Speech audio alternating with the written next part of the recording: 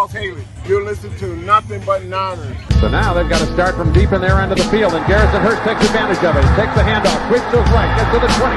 He's at the 30, needs to cut in. He comes back up the right sideline, breaks the third tackle, comes down to the 30. He's down to the 20. He's down to the 10. He's down to the 5.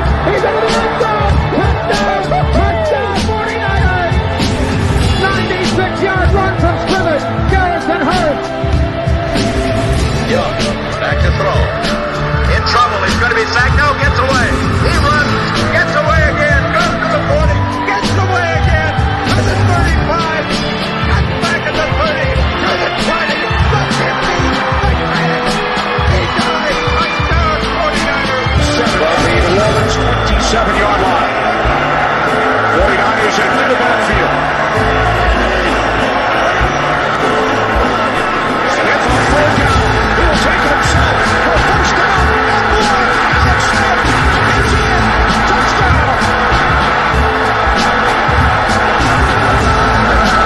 Left hip. Third down, Alex takes the snap. Alex looking down in post, and it's good! Touchdown! Touchdown 49! But it's second down. Ryan takes the snap, goes to Plant to the left side. It's Michael, intercepted! The 49ers pick it, and Navarro Bowman is redemption! Navarro Bowman running it all the way for a touchdown! Kaepernick shoots it. Hold everybody. Colin Kaepernick. What a game. Touchdown.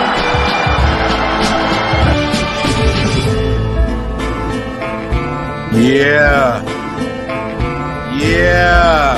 Huh? Click, click, boom. What's going on, faithfuls? The Nothing But Niners crew is back, and we are here to bring you guys a very interesting show. We're going to sit back and analyze some things from a different perspective. But before we do that, I got to talk to the fellas, all right? Got to start up here in the corner. My man, Nick, what's going on, Playboy? How you doing, man? What up? My man was like, is it? Yeah, you got me. I'm over here, man. How you feeling over there, man? I like the red and black combo. I see that. The strong. I like that, man. Yeah. That's what I'm talking Now it about. goes. I see. All right. B, how you doing down there, man? I'm good. Yourself? Life is but a dream, bro. Life is but a dream. You know, I'm sitting here. I got done work a little early today. Oh, wait, maybe I shouldn't say that because I punched out later. After work, I took my family grocery shopping. And let me tell you, I hate the vehicle that I'm in right now. And I am the lease is up in like a month or two. And so I'm just but it's like the closer I get to the end, the more I hate this vehicle. It just does stuff to mess with me on purpose. You know what I'm saying? So we can't go full grocery shopping with the kids because the trunk is this wide. Like it's a we got a 2018 Acadia, the third row, because we got the big family and everything. Right. But they downsized the vehicle so much that it's like the same size as the Terrain, which is the vehicle below it without the third row. But the Terrain, it's the same exact size. They just put the back seat in the trunk of the Terrain and called it an Acadia and didn't compensate for the trunk space. So I'm not kidding. It's like this wide. It's horrible. What a terrible vehicle. I'm not. You know what the sad part of all that is you went and looked at it and you still purchased it.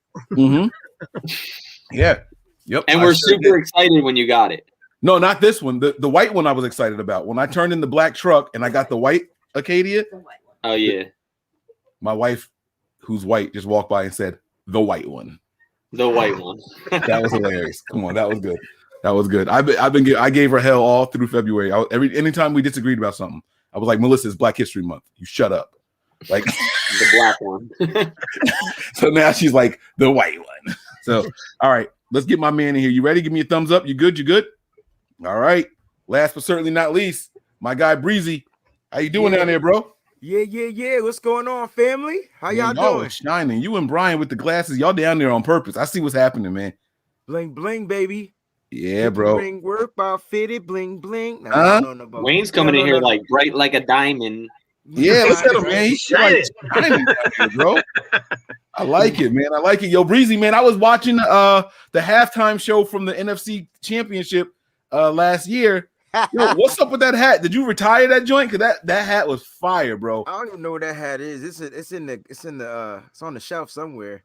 Damn, I was mad because we didn't finish out that season, man. I think I put the hat on the shelf.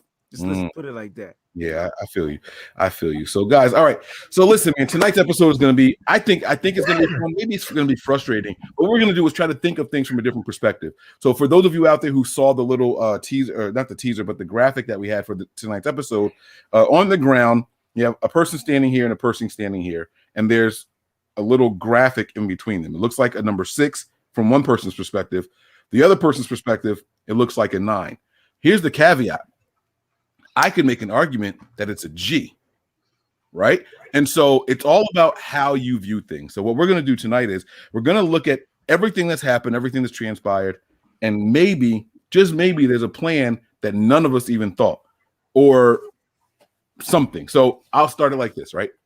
I was thinking about the Trent Williams situation, and I realized that Trent Williams why what happened, bro? Were you glitching? Yeah, I gotta wait till I get plugged in again. So, all right. I was looking at the Trent Williams situation, and I forgot that he didn't finish the season active. Trent Williams finished the season on IR. What was his injury? Was it a calf strain, or I think it was a calf strain. I don't know. I went back and looked through all of the transactions on the 49ers website, and they didn't have anything. Yeah. He was only credited for playing in 14 games out of 16. Right. We know he missed one for COVID, for sure. And he didn't play the last season. So what the hell was his injury? Ankle injury. Okay. So the ankle injury. So the ankle injury was so bad that he had to miss a couple of games or a game. They put him on IR. That means that you don't get a game check. Like, I'd rather you keep me active and let me just sit on the bench. They didn't give him a game check. Now, I don't know how IR works. Maybe you get a portion of it or something like that, right? Like, no. How does that work? If for the game, okay, for your roster bonuses, they don't get that. You have to be on the active 46 or whatever it was this year, 48. Right. To get that, and not everybody has that caveat in their contract. Actually, I have a list of all the players who had caveats for this past season, and with the money amount that we should be getting back as a credit. Okay. All right. So then whatever happened. Oh, Trent Williams so he didn't play in week 17 because of an elbow injury. He came back from the ankle injury against the Patriots. And then he had an elbow injury and wouldn't play in week 17 against the Seahawks. Shanahan also said that Williams' injury will not require surgery. But they did place him on IR. Okay, so that's the thing. So I'm looking through the different transactions. January 1st, they placed him and Jordan Willis on IR, right? Injury reserve. So we haven't heard anything about the elbow injury. Was this the team's way of lowering the price on the market for a tackle that they realize we might have effed this up? Because let's just, when we gave him that new contract and gave him all his money up front, I felt like they were working on an extension, and it should have happened before the end of the season. And for whatever reason, it didn't happen. So now it's like, how can we lower his value? This is what I'm thinking now. I'm changing my perspective, right? Is it possible that they did that on purpose and placed him on IR for the one game, benched him, publicly spoke about the injury, and then we haven't heard anything else about it? What are your guys' thoughts on that? I don't know, until you brought it up this morning or this afternoon. I really hadn't thought about it because it was out of my mind, out of my thought process. I don't think that from my perspective, I don't think that that's the case. Okay. I don't think it has anything to do with that. I think actually the reason that he was probably placed on IR is because there were so many other injuries and we needed to call people up. So instead of keeping him active, you place him on the IR to where you get that roster spot for that week to benefit the team, because we had a lot of injuries to wide receivers. If you remember, we had injuries to the offensive line, running backs, because I don't even think any of our running backs were active in week 17. It was who was the guy? The Austin Walters was the running back in week 17, wasn't he? I don't think Mostert was playing. He was active. Mostert didn't play. Yeah, Jeff Wilson played and Austin Walter, I believe. That was it. It might have been. I know what you're talking about. Yeah. So, I mean, I think it was more of a roster type move to place him on the IR and finish the season on the IR, more so than saving money. All right. Breezy, what are your thoughts, man? I mean, I never thought about it, but I thought Kyle Shanahan all season was doing some okie dokie stuff with players. So I wouldn't put it past them if this was something that they could do. And this had to be something that I think that either Trent was with this or Trent might be looking at them like, oh, they IR me. All right, cool. Like, I'm out. So like it could go either way if it does come down to something like that. But Shanahan all season I feel like been giving players like ways to get, just to be out. I don't even think Jimmy Garoppolo had a high ankle sprain for 95 weeks.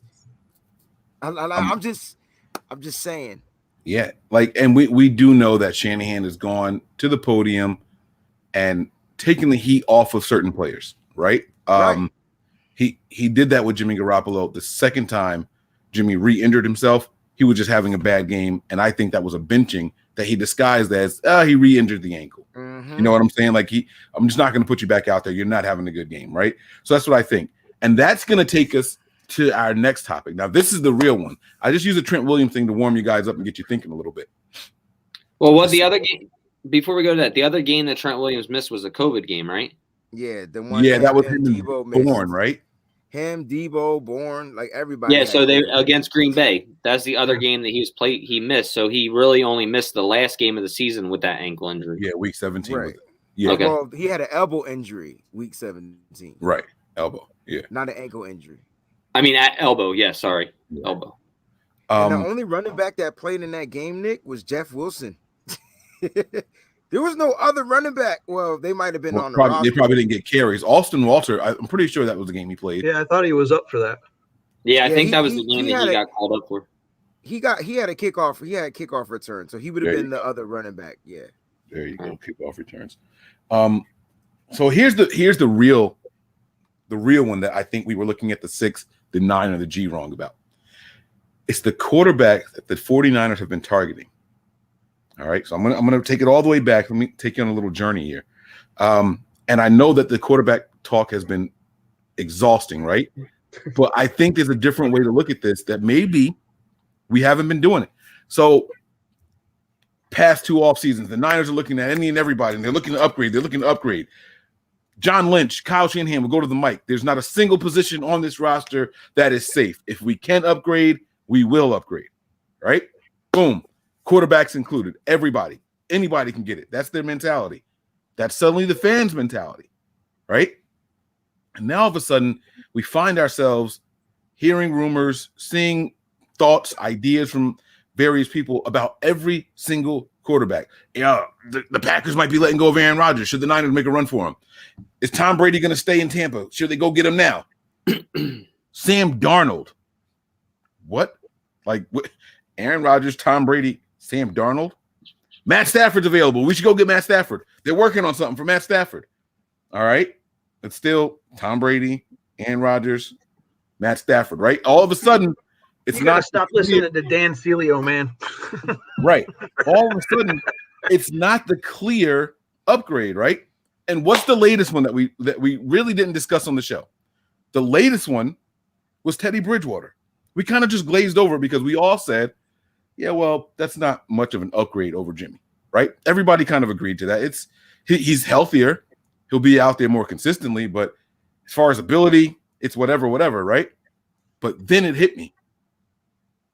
Are we looking at the 9 or are we looking at the 6? Because John Lynch did go and say publicly, we need to upgrade the backup position for the 49ers. Is it possible that all these quarterbacks that they were looking at were here to upgrade the backup position? We know the Panthers are off on Teddy Bridgewater. He's getting cut or released or traded, right? They were in hard on the Matt Stafford. They were in so hard that they didn't care that the compensation package was released to the public on the Matt Stafford deal. They were willing to give up a first and a third to get Matt Stafford in there now. Who cares about the 3-year deal Teddy Bridgewater just signed, right? We're all of a sudden in on Sam Darnold. Is he an upgrade? I have heard Andy Dalton to the 49ers by so many different writers and reporters that I can't figure out why. Is Andy Dalton a clear upgrade over Jimmy Garoppolo? No. Maybe they really are doing what John Lynch said and looking to upgrade the backup position. The floor is yours, guys. I'm done. That's the thought. Let's talk about it. So you're saying that all the rumors that we've heard about some elite and some non-elite quarterbacks are all to back up Jimmy G?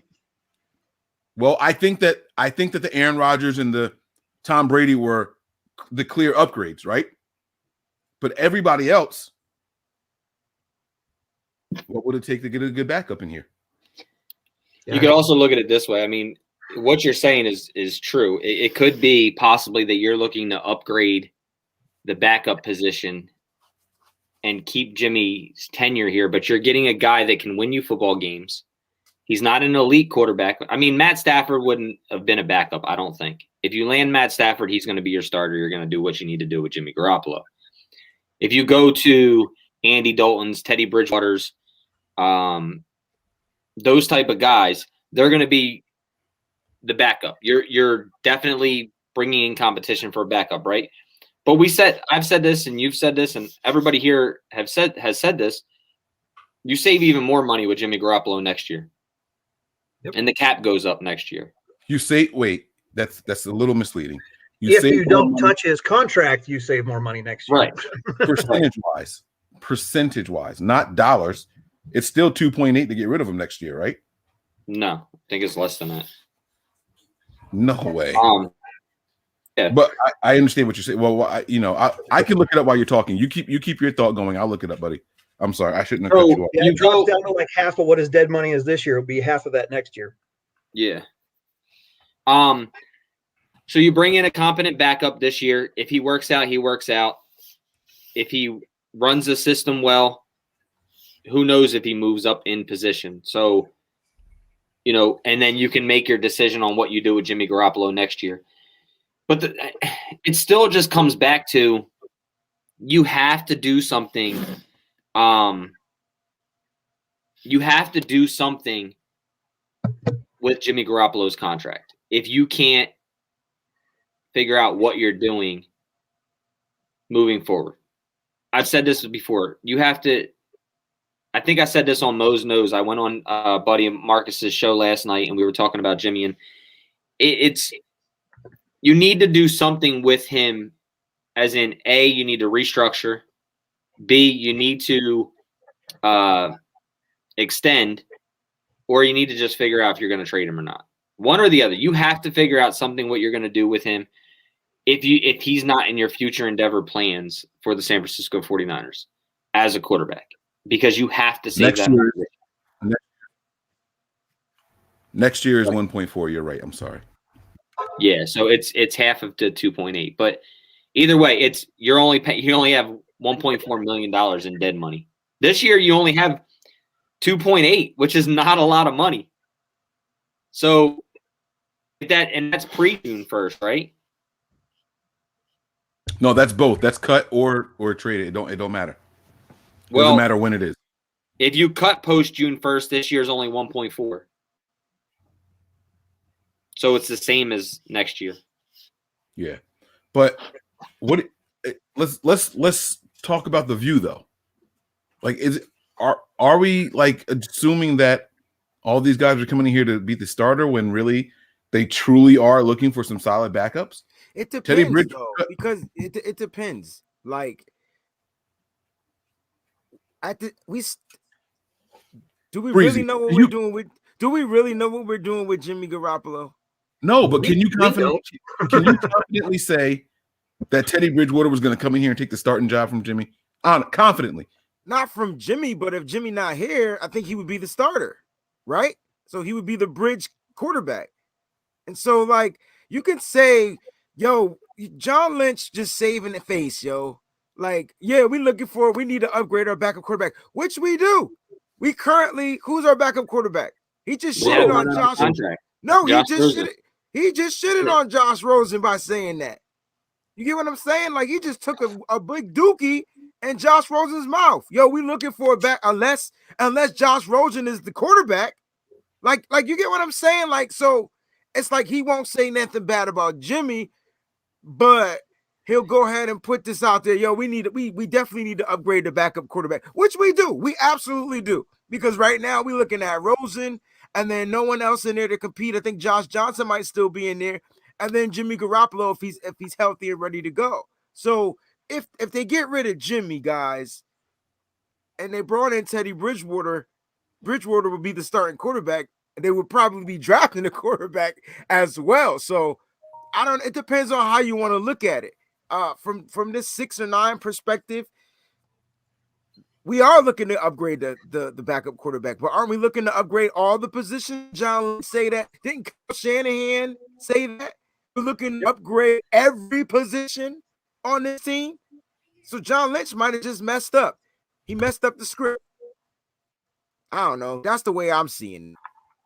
I'm not saying Bridgewater is that good. I'm not saying he would take Jimmy's spot. I'm just saying it'd be good to have a veteran. I would like a veteran backup. Can we all agree to say we would like a veteran backup? At this point, Bridgewater can win you 6 games, whereas Nick Mullins can only win you 3 games. Like, you get what I'm saying? Like, it would be good to have a good veteran backup. Right. You need to get a good veteran backup who's you're going to pay as a backup. You know, Teddy Bridgewater's contract's a little high for being a backup quarterback. There you go. And so you better not bring him in here if his contract is that high. I didn't even think about that. I forgot about that. Although if you look at the information that just came out today, and I still have to go over my numbers because I don't know where they're getting the extra $6 million from, but the credits from this last season were released. And they're saying that the Niners are going to have an extra $11 million in credits. I only had them getting 6, so I got to for 5.5. So I got to figure out where the other 6 comes from. So you're saying the Niners? Money. What I'm saying is, baby. Right now they were suggesting that we had around between, depending on which site you went to, we have between 11 and $13 million in cap space available. They didn't take into consideration the credits yet. Well, some of the credits, I guess, were released today, or at least ESPN put out some numbers today. And so the credits from last season, those were those roster bonuses that we were talking about a little bit earlier, and some, incentives that weren't reached. Anyhow, it looks like the credits can be a little over $11 million. So you add that to what we already had. So if you had $13 million in cap space, now you've got $24 million in cap space.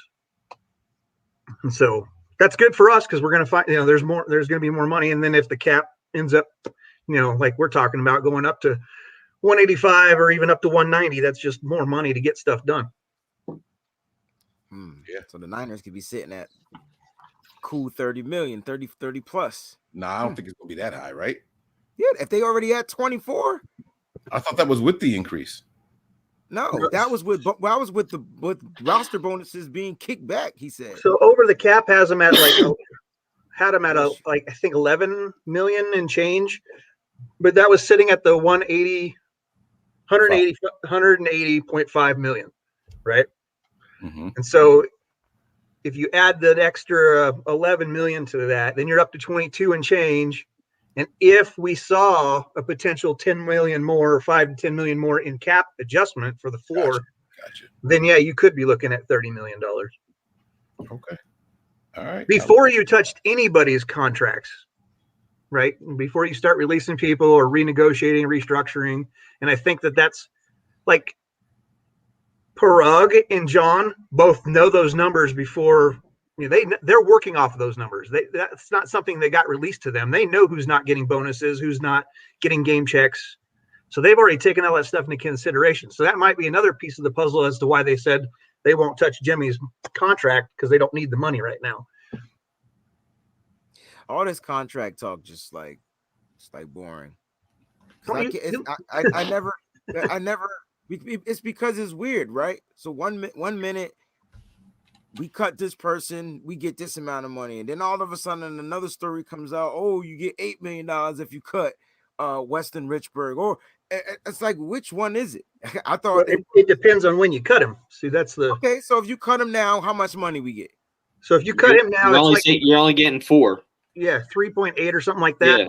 And then if you cut him on June 1st, then what do we get? That's because you're taking all of your dead money this year.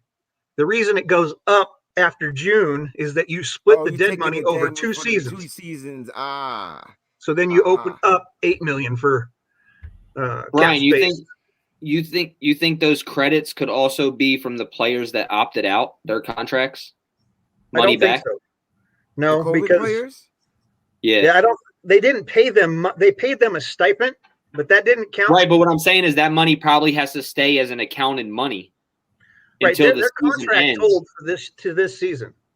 So they all have zero dead money. But like Benjamin, so like if we were to cut Benjamin, we would get $1,500,000 or whatever is $1,050,000 whatever his contract was, or Brindle was like $990. He about to get cut. Sean Coleman. I mean, Brindle's probably a camp body anyway. But when you look at Sean Coleman, like he doesn't have none of that money is going to be dead. It's all cap space if we end up cutting those guys. But their contracts just straight up told over. So whatever they were last year, they're the same this year. Right. No, but what I'm saying is their contract, what they were supposed to get paid last year. Right. They only took in that year, let's just say whatever it was, 100,000 or whatever it was, whatever that number was. It was 125. Unless you had a medical issue. And if then you were medically excused, like you had asthma or something like that, then they said it was 350. If you had a medical excuse for opting out. So, but what I'm saying is, so then the additional money for the contract that's counted against that year should credit back to you. They didn't count that money. It wasn't in the like. Soon as they opted out and went to COVID, that money was off of our books.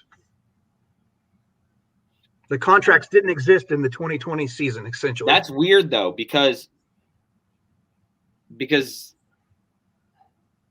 you have to know what's on your books by April 1st or whatever it is, March 17th. Right. So once the 2021 season starts, those contracts that were due last season will be now told to this season. So you know that those are going to be. Right. But that's what I'm saying. We didn't know the COVID holdouts were until after March 17th. So that money was already accounted for on the books. Oh, but they removed that money as soon as those guys opted out. That came out. So their salary, they put them in a different category. Their salaries kind of went into like an escrow. So they got a portion of their salary. They'll get the remainder the following season, which is this upcoming season. But what Nick is asking you is now that month. So let's just say it was $1 million, right? But instead of $1 million, he got $125,000. So that leaves $875,000, right? That gets rolled over to the 49ers for 2021 because it wasn't there the previous year. That's what Nick is asking you. Is that where the additional money is coming from, or could that? No, because if you go back and you actually, and I'd have to pull it up on my computer, because, but if you go back and read the COVID opt-out verbiage from the CBA when they did that, the 125 wasn't a stipend out of their salary. They got it. It just was like here you go from the NFL. It didn't come from the salary is not going to be reduced by $125,000 for this upcoming season. At least that's the way the verbiage is in the COVID addendum or whatever you want to call it that they put in there. Now I could be wrong, but either way, I mean, you're only looking at, even if it was a decrease, it's a decrease of 125 across, for each of those players. Because none of the 3 players that opted out did not opt out for medical reasons, as far as I know. At least, from our team. I mean, I know there's people around the league who had medical issues. But. Yeah, it's just weird. I'd like to know exactly where. I'm going to try to figure out and ask somebody where those credits come from and what they're from, because that's a lot of money. The credits came from missed game checks, incentives not met within the contracts, roster bonuses. Right, the roster bonuses. And so, like, I can tell you right now, if I go pull up my spreadsheet here, Jimmy missed 11 games. McKinnon missed a game. Coleman missed 8. Mostert missed 8. Anyway, when you go through and you take out all their game checks for each time they missed, just game or roster bonuses is $3.5 million. But I had already accounted for that in my numbers. So I'm still trying to figure out where this extra money came from. But it has to be because of missed incentives, or, like, I know that Sherman had a bunch of weird contract language. Like, if he makes the Pro Bowl, he gets money. And that happened last year, but he didn't obviously do it this year. We didn't go to Super Bowl. There was an extra money for him in the contract for making it to the Super Bowl. And so that, I'm assuming that's where that extra money came from, was incentives not met.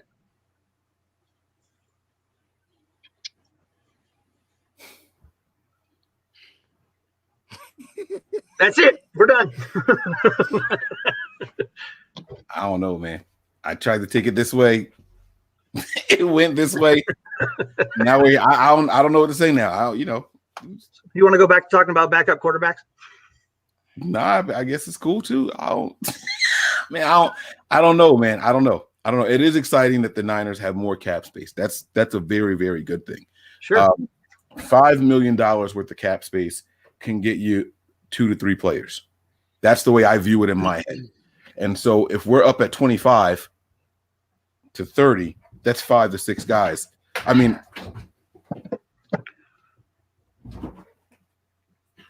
can you guys? I'm sure Jason Hurley will probably have his site updated later today, because he also commented on the ESPN.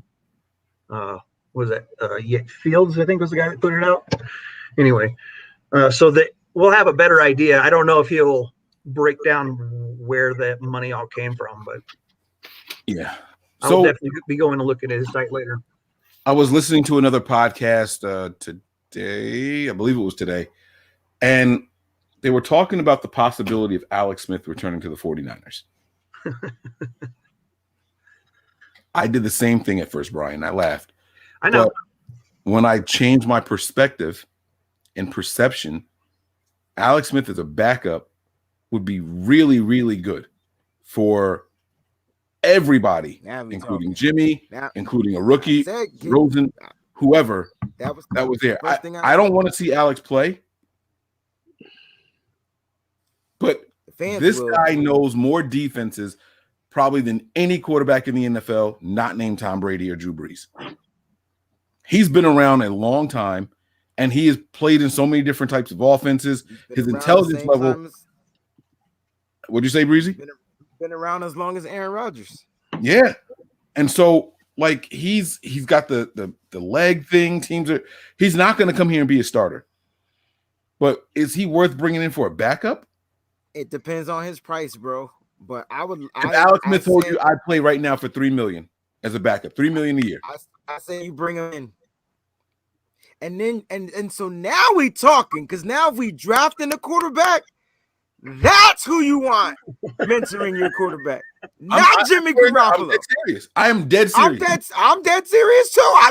I said this team needs a veteran backup quarterback. Veteran. I think we've all said that. Brian, let me ask you this question. I just have a hard time with no matter what the situation is, I have a hard time with the thought process of them trading up in the draft for a quarterback. I'm not talking about trading up. I still think we can stand pat and get a good guy. But if Alex Smith says, hey, I want $5 million to be a backup, I want $7 million to compete as a starter. You say, all right, we don't want you to compete. We only want you as a backup. Are you paying Alex Smith $5 million a year? I'm talking average. Obviously, there's bonus and da-da-da-da. You can work the numbers or whatever. But he's going to get $5 million a year to sit on the bench, and he will be healthy all 16 games. Are you doing it? Personally, I don't have a problem paying a backup $5 million. I don't. especially someone like that. The problem that I have with the thought process on Alex Smith is that he had a devastating injury. Yes, he showed that he could come back and play the game. I don't necessarily know that I want him to be the one we rely on if Jimmy has another injury-plagued I'll take season. Alex Smith over Nick Mullins and CJ Beathard any day with one 100%. leg. With 100%. one leg.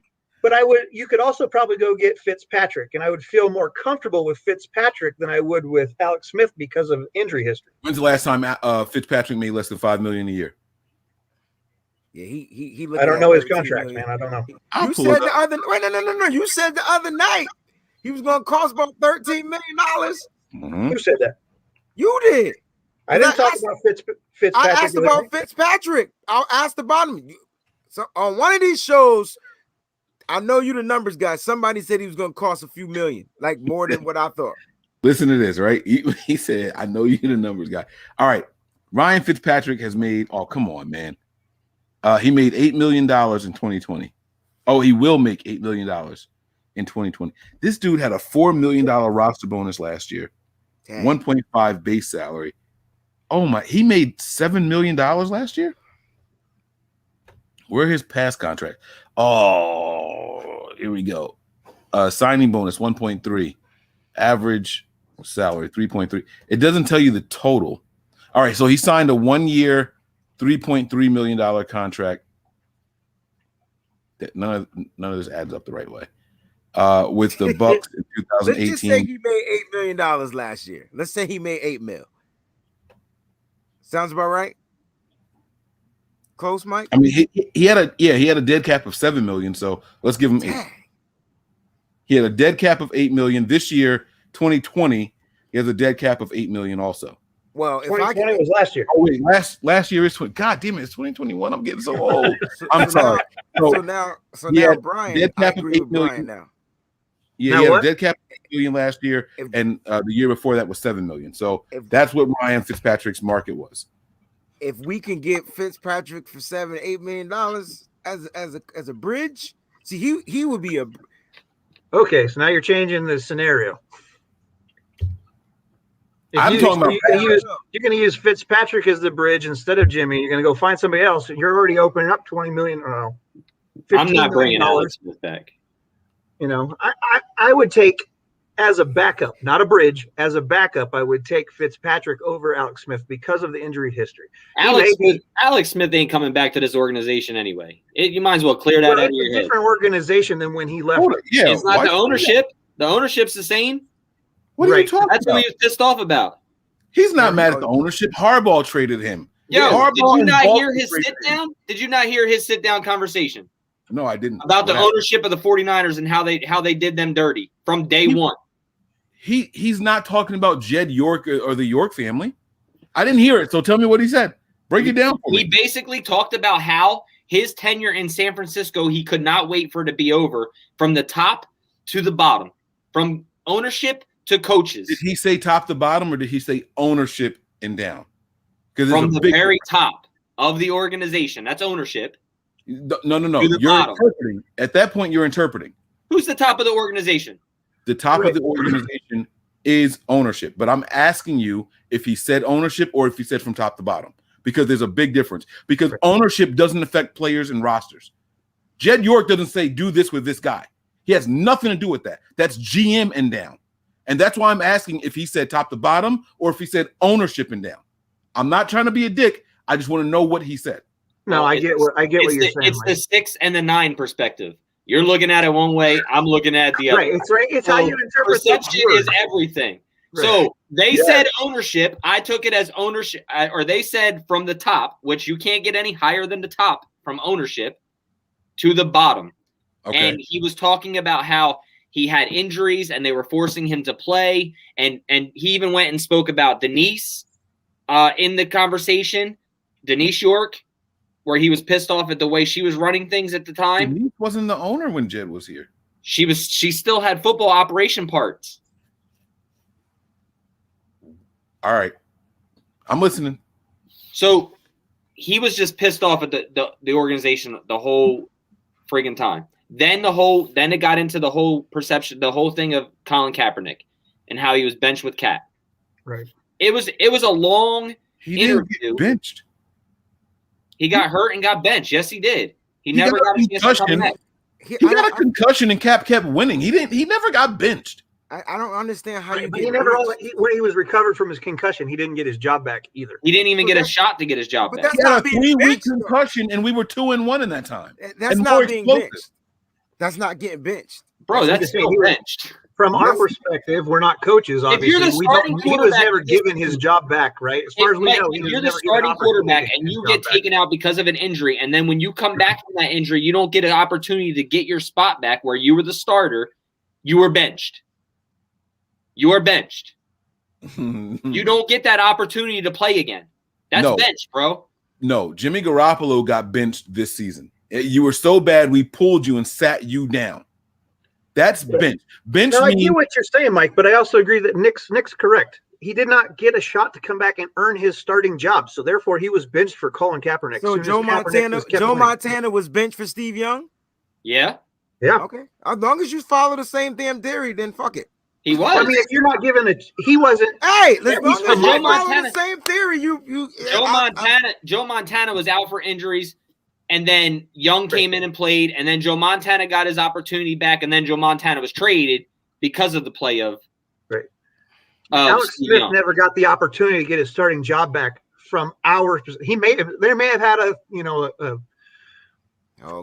I see where this playoff is or a QB competition while they were in at practice or something, but we didn't hear anything about Alex Smith getting a chance to have his job back. So if you're the starter, you get hurt and you never get your job back, you were benched. It's kind of like, Brady taking Bledsoe's job from him. Shit, don't get hurt.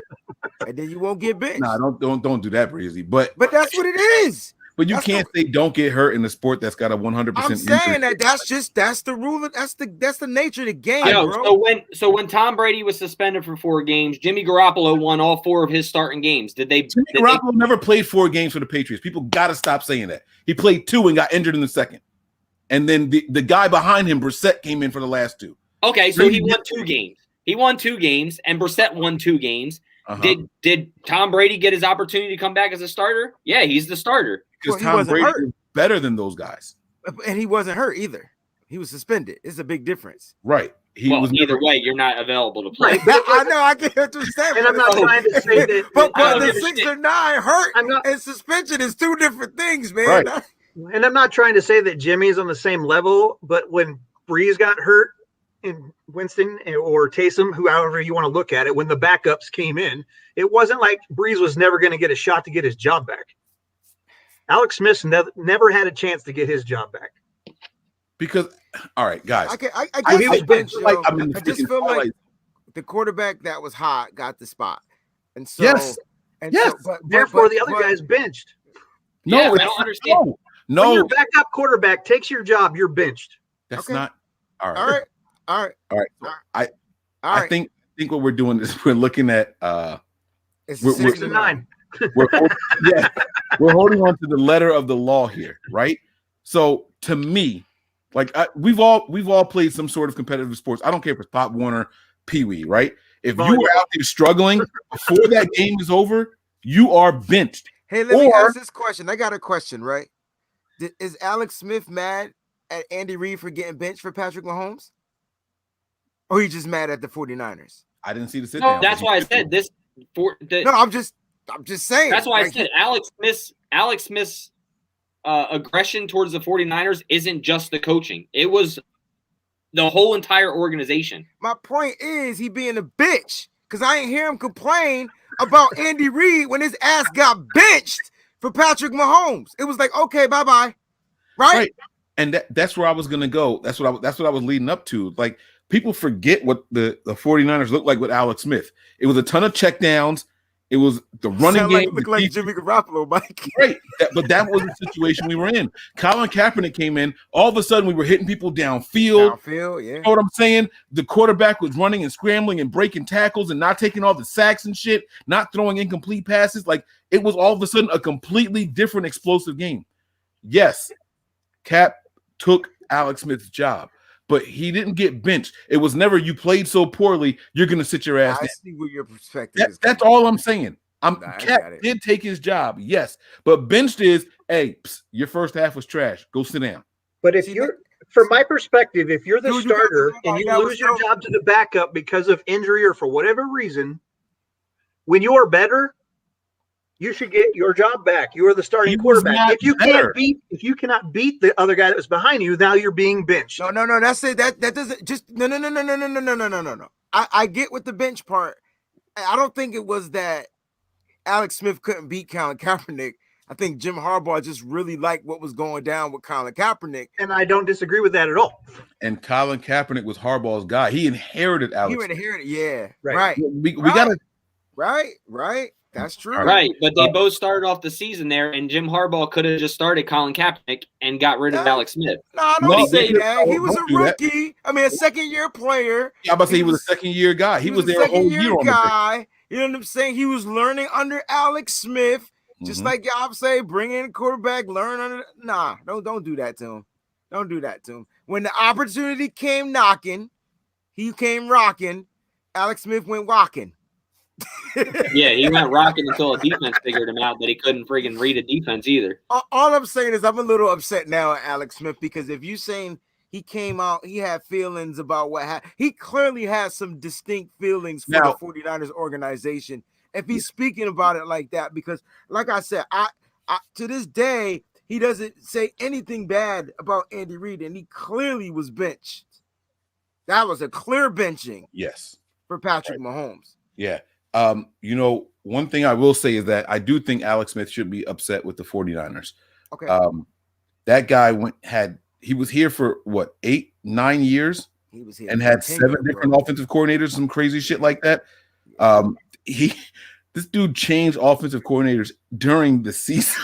Like they put my man through it. Yo. It was so bad. He like he said was forced to play through injuries. I'm aware of the history with Alex Smith, and I understand there being a gripe, but if it's because you think you got benched, like bro, the guy came in and was playing better than you. That's not to me. He gave Kaepernick props though. If this is the same interview, he propped up Cap.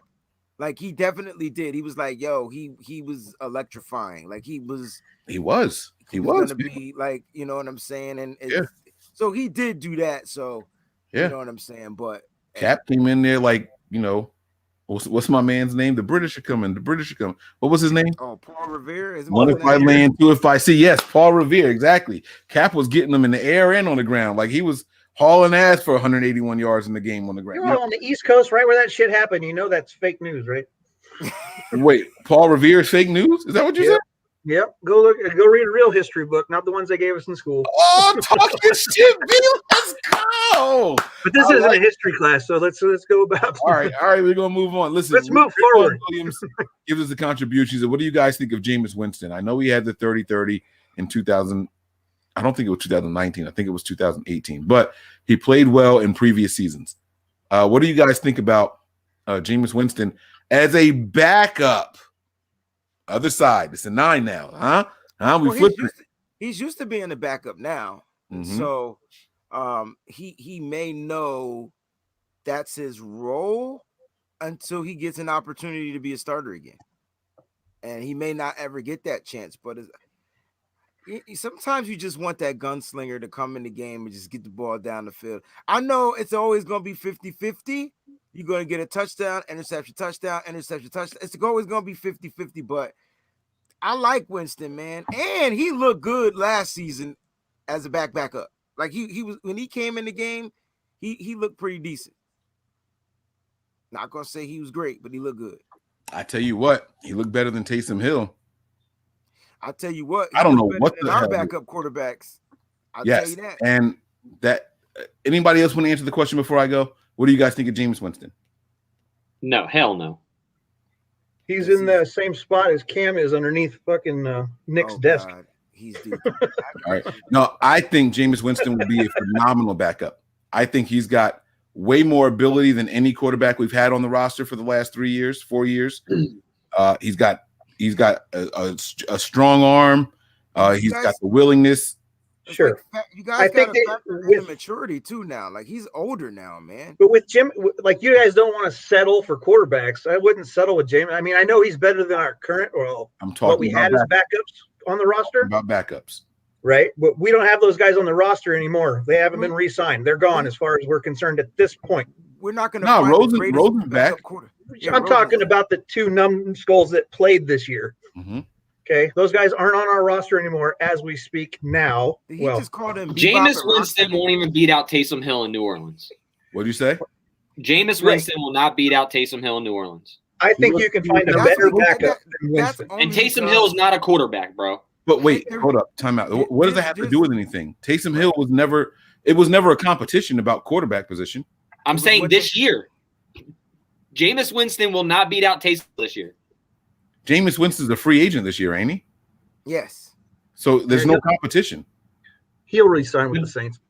There was talks about bringing him back with the Saints because Drew Brees is retiring to compete against Taysom Hill for the starting position. I think he beats out Taysom Hill. He'll beat Taysom Hill out. Yes, he will. For a quarterback position, I think he beats out Taysom Hill. And the only reason why you saw more Taysom Hill was because of this threat to pass, catch, run, whatever he does. Right? It was a change ball. It was a curve ball in the game. When Taysom Hill started with the Saints, I believe they won, but they were low scoring. It was no stuff down the field.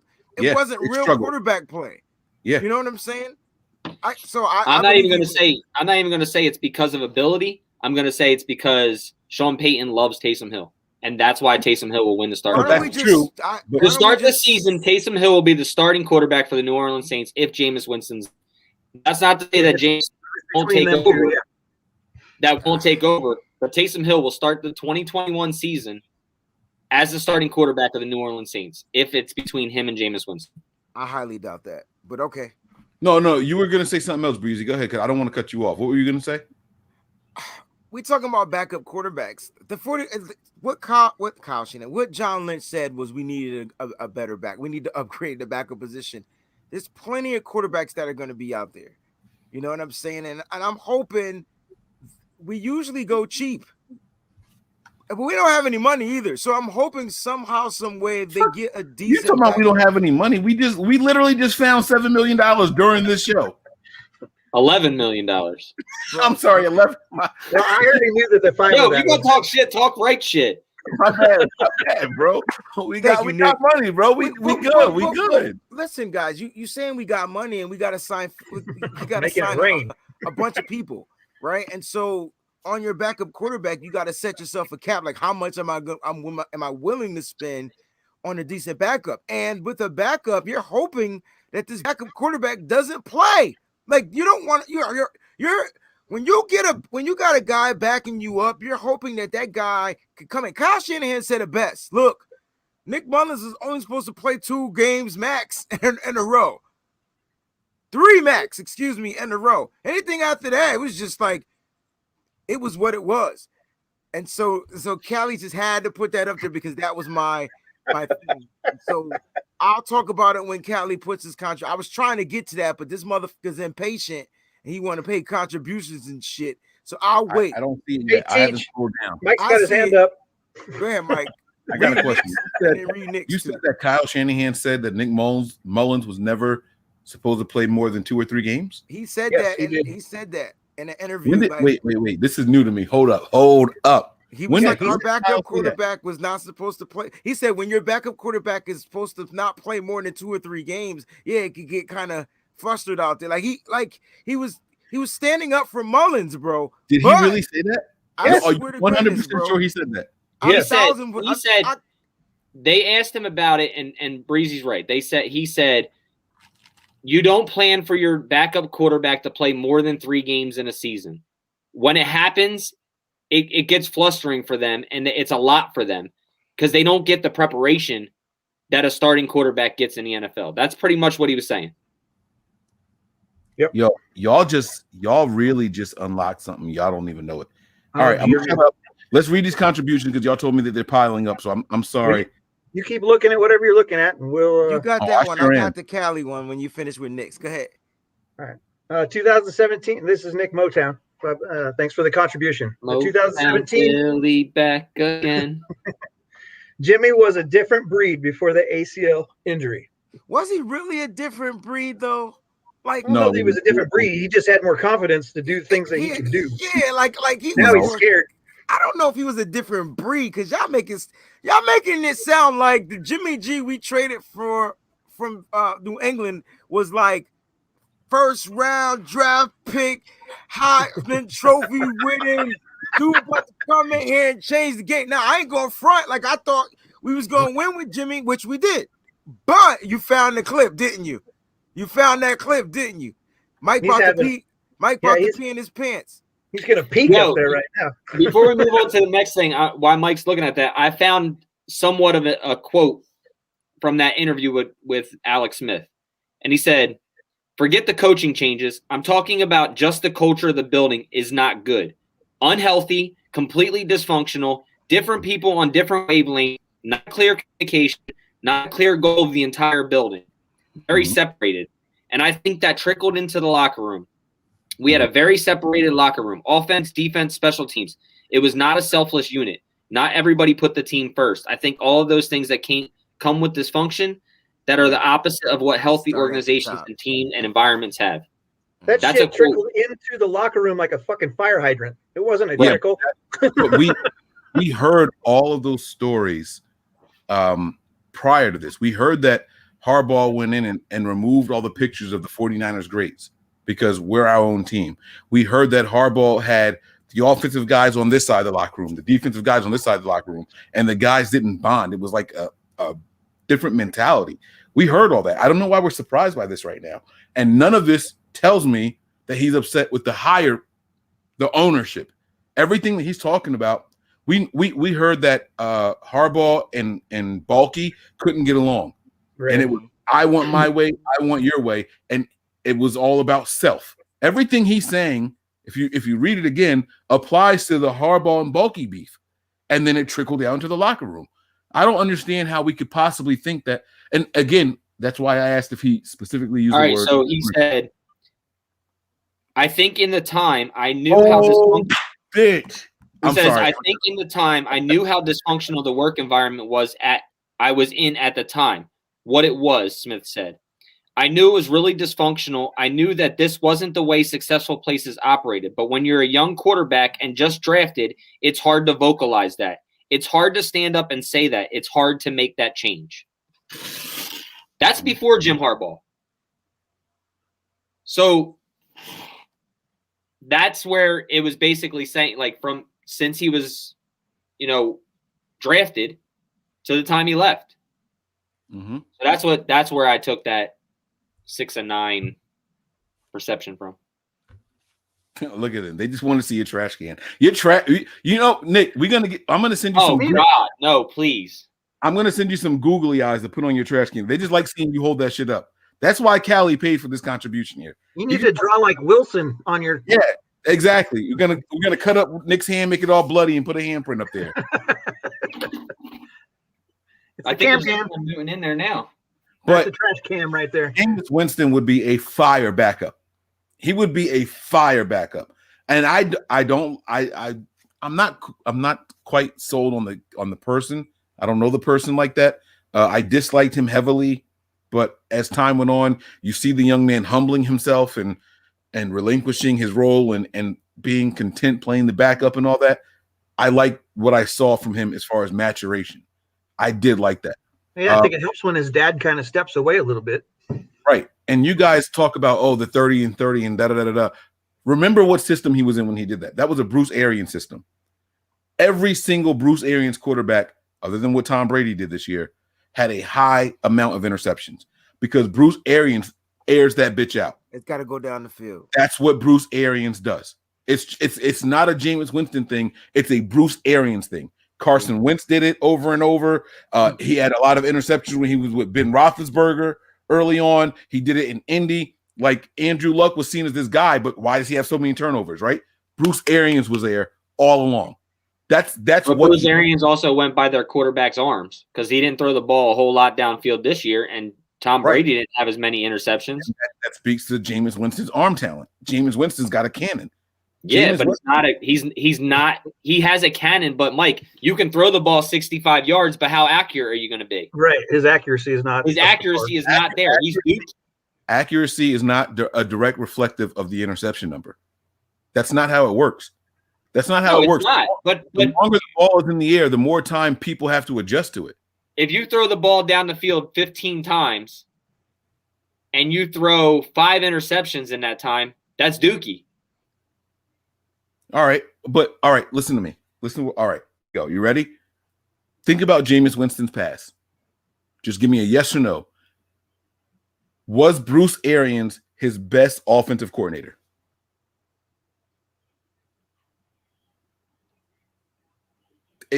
I don't know why we're thinking. I would say yeah, and the only reason I would say yeah is because we know Bruce Arians and his reputation and what he does with the offense, right? Right, but I would also the reason I stall on that is because he didn't utilize Jameis Winston really the way he should have been utilized. He just put him out the fire and just throw the ball downfield. That's it. That's not true. Did they make the playoffs that year? They were close to the playoffs. They were like a game out or some shit like that. I understand he went 30 and 30. But their defense would carry them. Their defense was. You guys know what 30 passing touchdowns does in the season, bro? I feel like you guys also forget to factor in he had no freaking offensive line. Like they went and got one. They drafted Tristan Wirfs. That's why right. And so breezy Tom Brady. And so Jameis Winston didn't have no protection. A lot of those interceptions, he was scrambling around trying to make plays. And then throwing off the back foot, off his front foot, falling to the side. But guys, you said the same thing about Cam Newton and how he was going to light it up in New England. What happened? I never said that. I don't know who you are. I'm not a you. I don't think anybody said Cam Newton was going to light it up in New England. I don't expect Cam Newton to light it up ever again. Yeah, I don't think anybody said Newton was okay. I'm a Cam Newton fan, but I didn't say. Didn't you guys wait? Hold on. Didn't you guys change your projection of the Niners beating the Patriots as soon as they acquired Cam Newton? Not Wayne Patrick Brown. Mm-mm. I gotta find the notes on that. No, shit! You know what, Nick? Let me see if I delete it. I went through all my old notes because I was saying how because we were talking about Cam being out there and why he was a free agent and why he wasn't getting picked up, and we were talking about how he's trash, how he's not trash. No. Whatever. I got the win-loss. England, all of a sudden it was like, oh, he's going to do wonders over there. Look, I got the win-loss thing right here. If you pull up our schedule, so what I remember the episode you're talking about. When they got Cam, I asked about it, and I went back and made changes for the week that we played. I remember people making changes.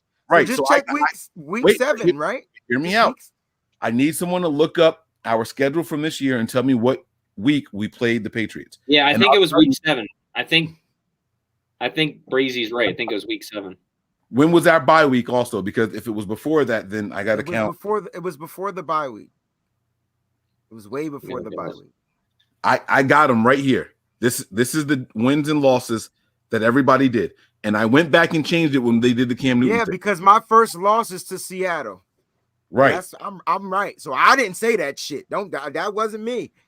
Bro, as a matter of fact, we don't even have to do this. Look, everybody's got W's way down. 1, 2, 3, 4, 5, 6.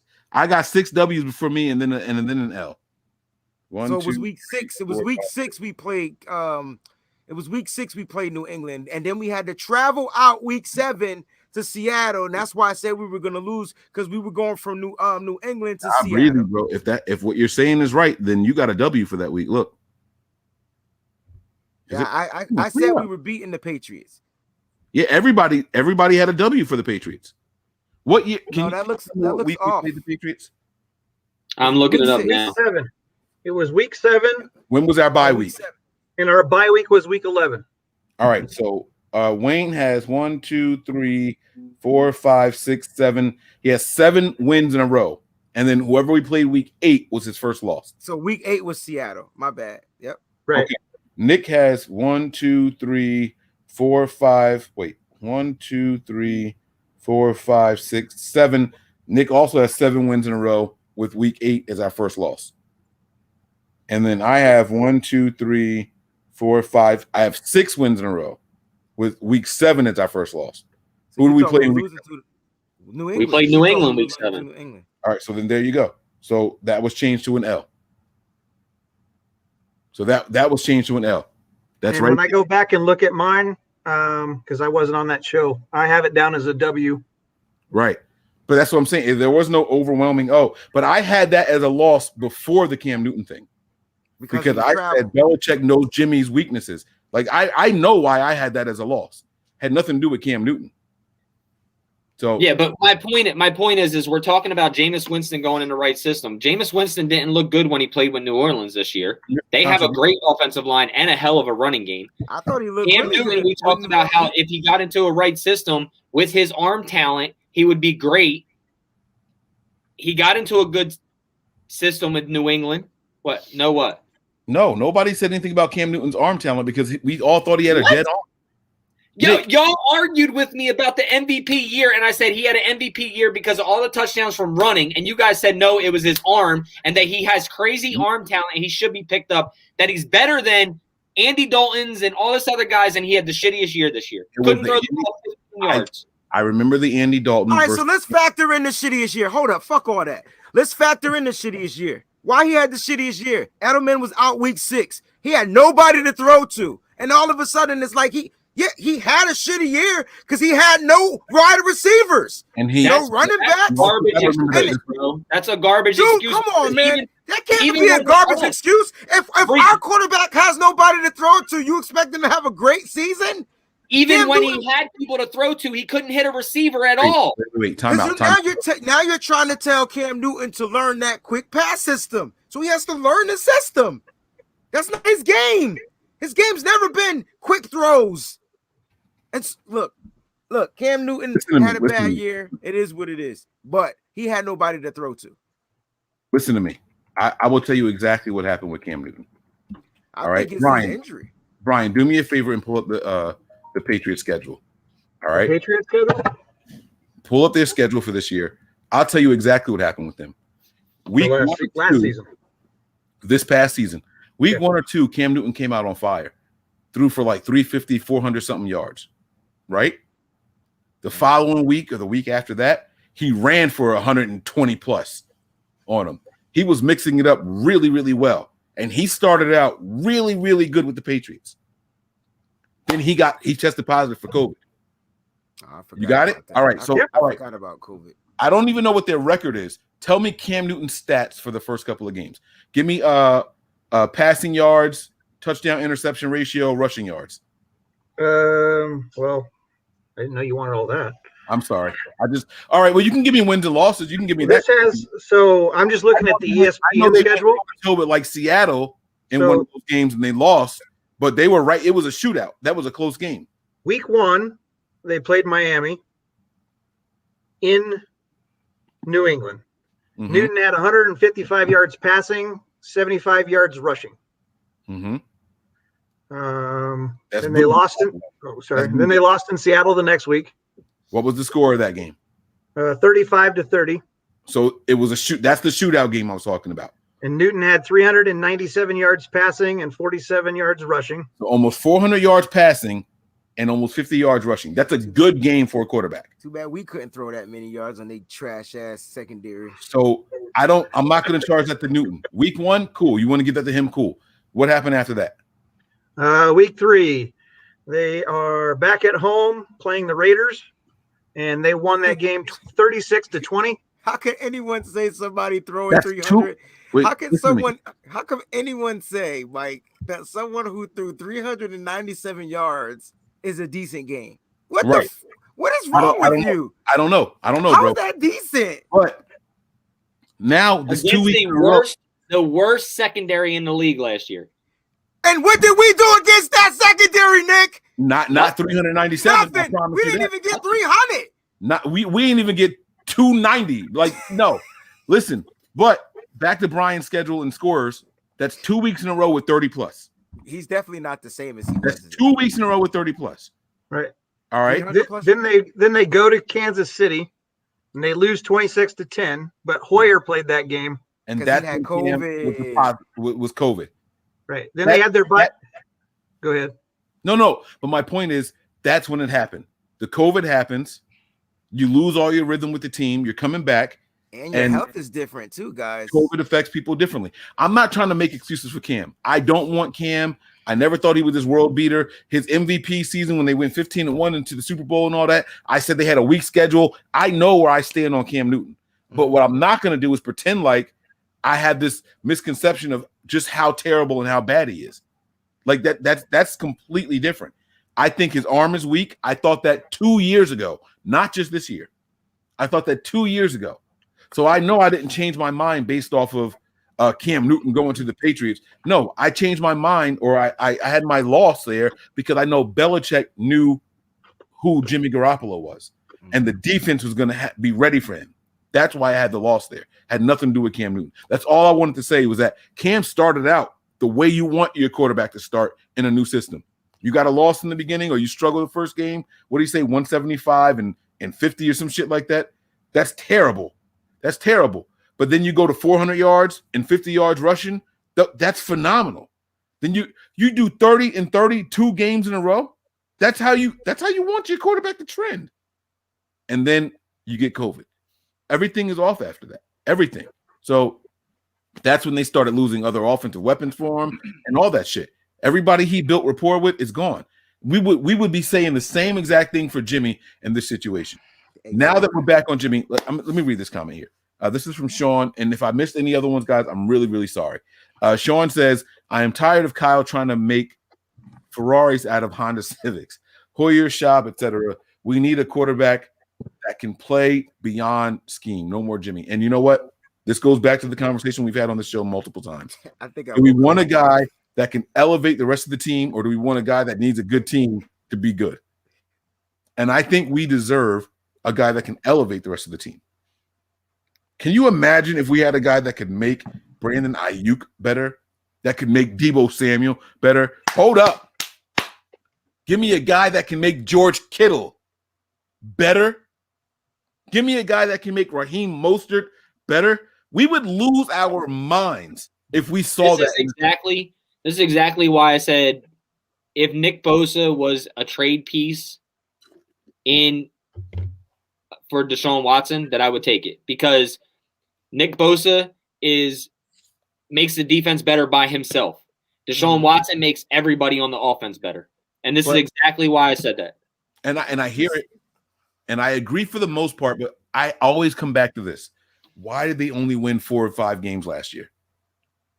You got to factor in.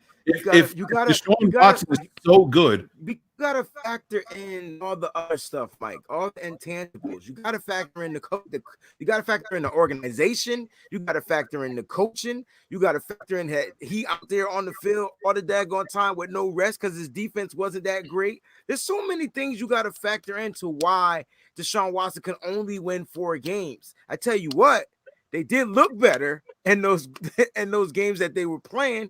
You know what I'm saying? Like, it's just quarterbacks. You expect your good quarterback to win 13 games, right? Like that's what you expect. But sometimes when your team ain't that great and your quarterback is still putting up great numbers, it's an organizational team thing. Sometimes he just can't do it by himself. We knew Breezy, go back to what you're saying. We knew there was animosity in that locker room the entire year last year. That team didn't pay any attention, but I know now. With the players coming out and talking about all the shit that we didn't know it then, but this is why they weren't playing good. This is why Deshaun Watson wasn't winning football games. It wasn't just him. You know how Alex Smith talked about our locker room? Bam. Right. Full circle, baby. Well, I just said that on the show that I was on last night too about Deshaun Watson. Like the question was, why are they not doing anything? And we're like, Houston has to do something. Like they have to do something because they're not only hurting their Deshaun Watson by keeping him. They're hurting their team, right? They're hurting the team because everybody in the NFL knows and talks to each players and how players are being treated. They're not going to want to go there. That's a fact. You got to cut your ties with them. No matter what it is that you have to cut, you cut it and you just move on. Because if not, your organization's going to be in the shit for a long time. And Marcus comes on and says, on his show, it says, Andre Johnson, of all people, comes out of nowhere and talks about how bad it was. And he won it out, remember? Right. Right. So then he was going back and saying to Deshaun Watson, get out now while you can and go on with your career. So, that's why Deshaun Watson, but that's why I said earlier that I love Nick Bosa. I'm a huge Nick Bosa fan. But if it were to cost me a Nick Bosa or a Fred Warner to get a guy that's going to excel our offense when we had a top 5 defense in the league last year with all the injuries, that is redoable. You save the money. You get a player that's going to up the play of your young receivers, your running game, because of the fact that you can't stack the box anymore because you have a decent quarterback who can throw the ball downfield. He raises the play of the offense that much more than a Nick Bosa does on the defensive side. As much as we love Nick Bosa. Yes, but he also does so many other things to the opposing defenses. He makes them have to play honest. Right. I like Jimmy Garoppolo. I do. I definitely love what he did for the 49ers. And if he's still going to be here, I'm going to support him. He'll be our quarterback. But y'all can't tell me that the defenses weren't cheating last year, yo. Like, they knew this dude in and out. They was like, yo, he can't throw the ball here. So we're going to play this way, this aggressive, this style. And that's why Jimmy looked flustered all the time. Not just because of a high ankle sprain. The defense was just all in his face. Because, like, no one was playing him. Like, honestly, Deshaun Watson changes that because, if you go ahead and put 8 people up there in the box, if you want to, you go past him, he gonna blow right past that defense. And now you got another Colin Kaepernick situation where your quarterback is just running. And so, like, if I'm not saying I want Jimmy G to take off and run the ball, if Jimmy G can learn how to call plays, like when he goes up to the line of scrimmage, right? And I know he got 2 or 3 plays like pre-snap, right? And he goes up to this line of scrimmage. How hard is it to read a defense? I know it's probably hard, but like, how hard is it to call like a audible when you see 8 people in a box? But like, a lot of this comes. You got to remember, a lot of this comes from the coach, the center as well. The center will call out the inside. The inside call. Always. I guess for me, Nick, if you're trying to be great, then you got to go be great. Yeah, you have to. Because I never heard Jeff Saturday tell Peyton Manning what to do, even though they got into an argument I'll never forget that argument they got into because they started running the ball. I never heard Tom Brady center tell him what. I don't hear Aaron Rodgers centers tell him what to do. I watched those guys go up to the ball with enough time to look at the field, read it, and decide what it is they're going to do. But you know what that comes with? Breezy, you know where that comes from? Playing. Okay. Actually playing. He hasn't played a lot. You could give him that. I agree. I mean, Peyton Manning wasn't that way when he first started. Peyton Manning threw a shit ton of interceptions his first few years in the league. He became what he was by playing and staying non-injured and being able to play under center. What's that look for? Listen to the double standard bullshit you just throw out there and don't think I noticed. You just trashed Jameis Winston for the same shit. Now it's, but Peyton Manning needed time and it was okay. No, because he brought up Peyton Manning. All right. Jameis Winston had years in Tampa, bro. What are you talking about? And he got worse as his career went along. It was his first year in that system. And we're holding 30-30 against him. But he didn't throw fucking 20 interceptions a year before? 25? No. How many 30 year before? No, he did not. I don't know. 17? He didn't throw 25. And I promise you 20, 25. I promise you Peyton Manning didn't throw 30 fucking touchdowns either. His first year? Yes. His first 2 years. I don't remember what he called. Look it up. Damn it. Why I keep getting homework? I want to tell y'all what I found over here. I've been saving these 2 screens over here. I got 11 minutes. Callie's donation? Who? Did you have it up there? Because I can't find it anywhere. It's gone, dog. Yeah, it's gone. Watch Peyton Manning's rookie season be phenomenal. I'm about to be mad as fuck. Mike, put up the 26 touchdowns, 28 interceptions. Oh, he trash, bro. He ain't hit 30 for neither one of them. I told you. I was dead right. I was dead 26 right. Second year with 15 interceptions. He garbage. He boo-boo. 33 touchdowns with 15 interceptions. And then 26 and 23. Yep. He trash, bro. Yeah, he's trash. He's trash. Yo, he got an outlier season with 49 touchdowns and 10 interceptions. We all seen that shit before. Don't try telling me that Jameis Winston is going to be Peyton Manning. It's not going to happen. Yeah, you know the difference is that Jameis Winston types don't get the same chances that Peyton Manning's get. We can sit here and act like it's not a reality, but it's fucking true. He threw 15 interceptions his first year. Bro, if you look at Peyton Manning from 98 to 2002, he's got a 1-to-1 ratio of touchdowns and interceptions. That's 5 years, 6 years. They stuck with him too. That don't happen for Jameis Winston. We it know doesn't happen for Jameis Winston. Right. I get where we're going with this. Read Symmetry's comment because I got to get out of here in a few minutes. If you trade Bosa, you're trading a player 55 and 10. Holy shit. Yeah. Yo, Peyton turned up at the end of his career, bro. 33 and 16, 33 and 17, 37 and 11, 55 and 10, 39 and 50. Yo, my man was cooking until his very last season, 9 to 17. That was crazy. That was his worst one. Yeah, it's like I never seen a person not be. That was when he injured his back, though. Yeah. Holy smokes, man. It was just after he injured his back. Oof, he was cooking.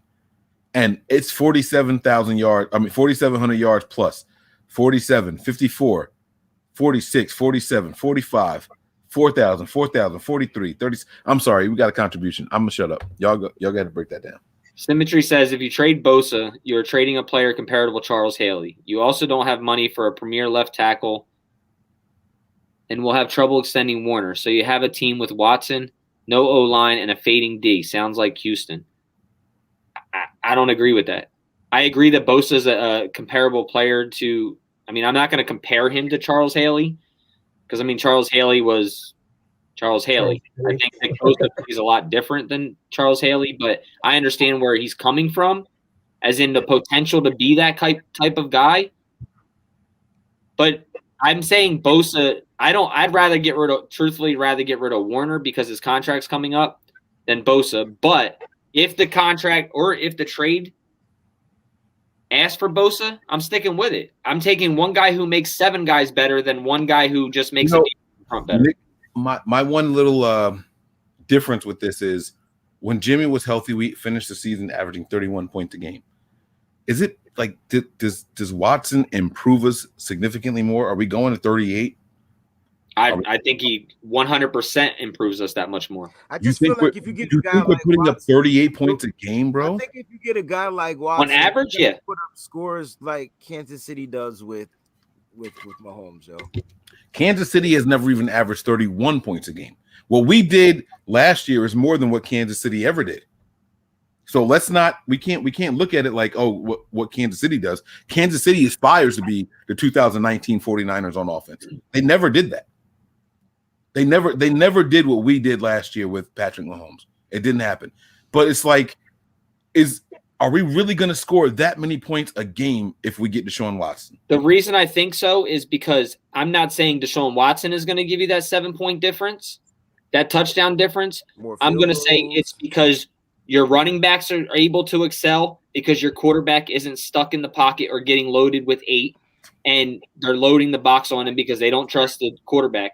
So I think you can get 2 extra field goals and, or a touchdown more than what you averaged in 1 year by Brandon Ayuk being healthy with a good guy throwing to him, Debo, George Kittle, Raheem Mostert, Jeff Wilson, and a guy like Deshaun Watson back where you have to respect. So that's where I think you get that extra 7 points. I wanted to try to talk with this comment up because it's a $20 contribution. I didn't want to take it down right away. And keep talking to you guys. I'll tell you what, I'll put myself at the bottom. But here's what I wanted to ask. If you are, let me ask this. I'm gonna ask a series of questions. And Brian, Breezy, Nick, you guys. Can we not answer this before we get this started? Answer what? This symmetry's the whole thing. Nick answered it. All right, go ahead. Go ahead. You got it. No, I just didn't know if we wanted to, everybody wanted to talk about it or if we were done with it. No, you go ahead. I didn't have anything extra to add. I was just curious if anybody had anything more to add before we moved on. I want to make sure that we addressed everything in Symmetry's cover. As far as the money, also, you guys got to remember that Deshaun Watson's only $10 million on the books for next season. So you still have money. it actually opens up a lot of shit for the Niners. It creates a $17 million pocket that we can have if we get Watson. Yeah, he's only making 15.5 this year. Yeah. Right. So it's not terrible. It opens shit up for us to get ready for the long haul if we were to obtain him. And we did last show. We found out what the 6'1" difference was. Yeah, I went back and re-looked that up, and it's totally different. Wait, what? Yeah, I went back and looked that up yesterday. You was about to say yesterday. Yesterday? It was it wasn't like it was weird. I'll look it up again while you guys are talking. Breezy, you have any thoughts on this? If you trade Bosa, you are trading a player comparable to Charles Haley. You also don't have money for a premier left tackle, and we have trouble extending Warner. So you have a team. I feel like Watson, we don't have money. We don't have money for premier left tackle now. And then and so if we don't have money now, like I don't see anything different with that. I don't want to trade a player like Bosa. I think he is a playmaker, a guy that can kind of come in and change the way things are. But like Nick said earlier in the show, we had a top 5 defense without him. And if we can get guys that can just create pressures, not necessarily get all the sacks, but create pressures to get turnovers, the 49ers can stand pat. And you want a franchise quarterback. Like everybody wants a franchise quarterback. Deshaun Watson is a franchise quarterback. Yes, we can try to draft one, but we're not picking 1, 2, or 3. And so even if we tried to trade up to get a franchise quarterback, it'd be a little bit difficult to do. So I'm all for the trade. I think the 49ers need a guy that can come in here and just elevate a team, that can get along with a team and draft another rusher. Like get another one, find another one. Won't be Nick Bosa, might be Azeez Ojulari or whoever. Might be another guy. But I think that the 49ers just need to, I don't know what they're going to do, man. I personally would make this trade. That's me personally. Mike, let me ask you this question. Yo, there's mad contributions popping up. Yeah. I got to go to bet. So I'm going to let y'all. Let me ask you this question before you guys leave. Before you leave, Wayne. What was the main reason we lost games last year without saying injuries? With a top 5 defense and offensively, we were in games. What is the main reason we lost games last year? Nick, that's not fair. I know. All right, I'll answer. It's not fair, but it's a truth. No, answer. it is a truth, but there's a caveat to it. So I'll answer before I say anything else. We could not keep the offense on the field long enough to sustain drives, let the defense breathe, score points. The offensive side of the ball was the problem last year. 100%. Breezy, you agree? And special teams was ass cheeks, but no one wants to talk about that because special teams has been ass cheeks for the last 3 years. We don't talk about special teams being butt cheeks, bro, because that's what it is. Everybody knows. You can't say that's what it is because when Harbaugh was here, we had the best special teams unit in the NFL. I understand that, Mike. Priorities, Mike. We have come accustomed to knowing that special teams is trash. Like we can't return the ball. We get the ball and we 7 yards run out of bounds. Now we at the 7 instead of the 25 because our guys back there don't know how to say or fear whatever it is they got to do. It's bullshit. No, you're right. You're right. You're absolutely right. And so we've come, I would say, somewhat like used to it, whatever or whatnot, right? But every time don't act like every time, no matter how used to it we got, don't act like every time we got that ball on a kick or a punt return, we were like, yo, we could return this joint. I know I still felt like it possibly could happen, but then you knew it wasn't. Because then all of a sudden we cursing at the TV. Did he just run out of bounds? Like, what was that? Like, Richie James, or I'm not going to bring up that guy's name that signed to the 49ers. I think a lot of it, though, if you look at special teams all around the league this year, I think a lot of it has to do with the new rule. I don't care about the lot of the teams. We sucked. No, but our special teams has sucked for 3 years. They have not been good the entire Kyle Shanahan tenure. So that's not anything new for me. I I don't think they've gotten better, and I don't think they've gotten worse. I think they stayed the same. I mean, I think we took a step back this year, personally.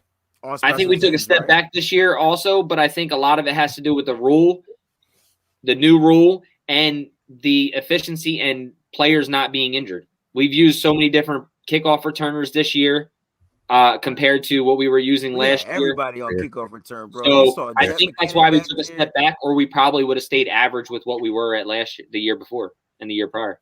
Miss Debbie gives us a $25 contribution. She says, I want to wish my Niner sister, Melissa Izzy Rebel, or Rebel. Happy birthday, Melissa! Tomorrow. Yeah, tomorrow. I'm not going to say it down. We're on the show now. It's my Pisces sister right there.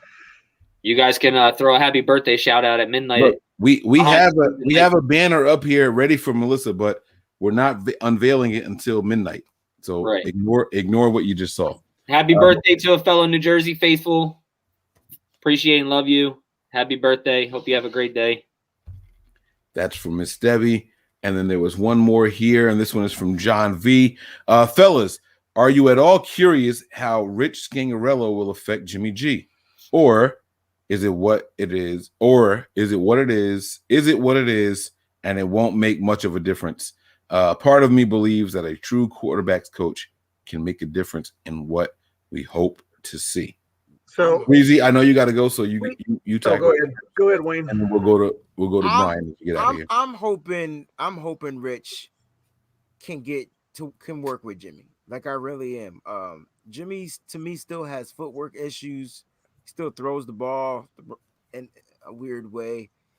We saw how he played in 2017, those first 5 games with scripted plays that wasn't part of the full playbook. So I'm hoping with a real quarterback. So, I mean, all last season, I was crying to get rid of this quarterback coach. How can you have a quarterback coach that's never played quarterback? That's what I asked myself. Or at least, like, I don't know. But Rich seems like a guy that has a good rapport with Jimmy. And so that is a plus. That's a plus for us. In my opinion, I think Rich and Jimmy are going to be able to work together if Jimmy is out there working at all, because we don't hear anything about our quarterback working.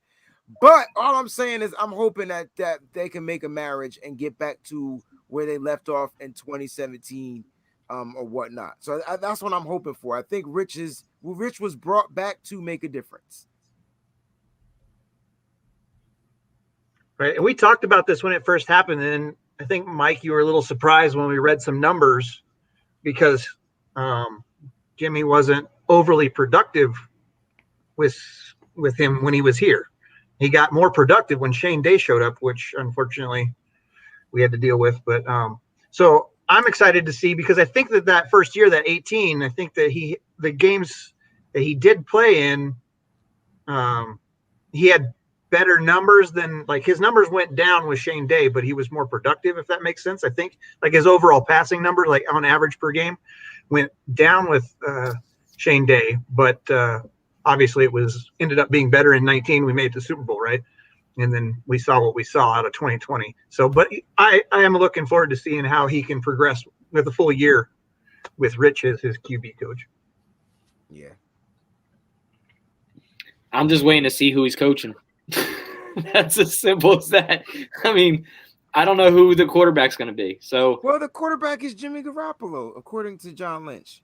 Yeah. Till we know otherwise. I think coaching had somewhat to do with Jimmy Garoppolo's downfalls or his bad plays or things like that. But I also think a lot of it is time and playing. And like Brian just talked about, Rich Scangarello was here. His numbers weren't all that great. Shane Day came in. They were good. They were decent. And then, Shane Day was the 2019 guy. Right. So Shane Day took him to a Super Bowl, right? But there was also a lot of other factors in there. So, Look, we all know that Jimmy Garoppolo can improve. Everybody on this team can improve. I go as far as, just whatever. Guys can always improve. But is Rich Scangarello that guy? I don't know. I think he's part of that guy, and I also think playtime is a lot of that part. Like I said to you earlier, Breezy, in my opinion. Yo, you're right, man. Jimmy's got to be on that field. He's got to get on the field, and he's got to get these games under his belt. Look, he in 2020, the first game of the season, he didn't look good. It just didn't look good to me. He didn't look good the first 3 games. I thought Jimmy. And I thought Jimmy was going to come in and light the freaking league up, yo. Coming out of that 2019 season.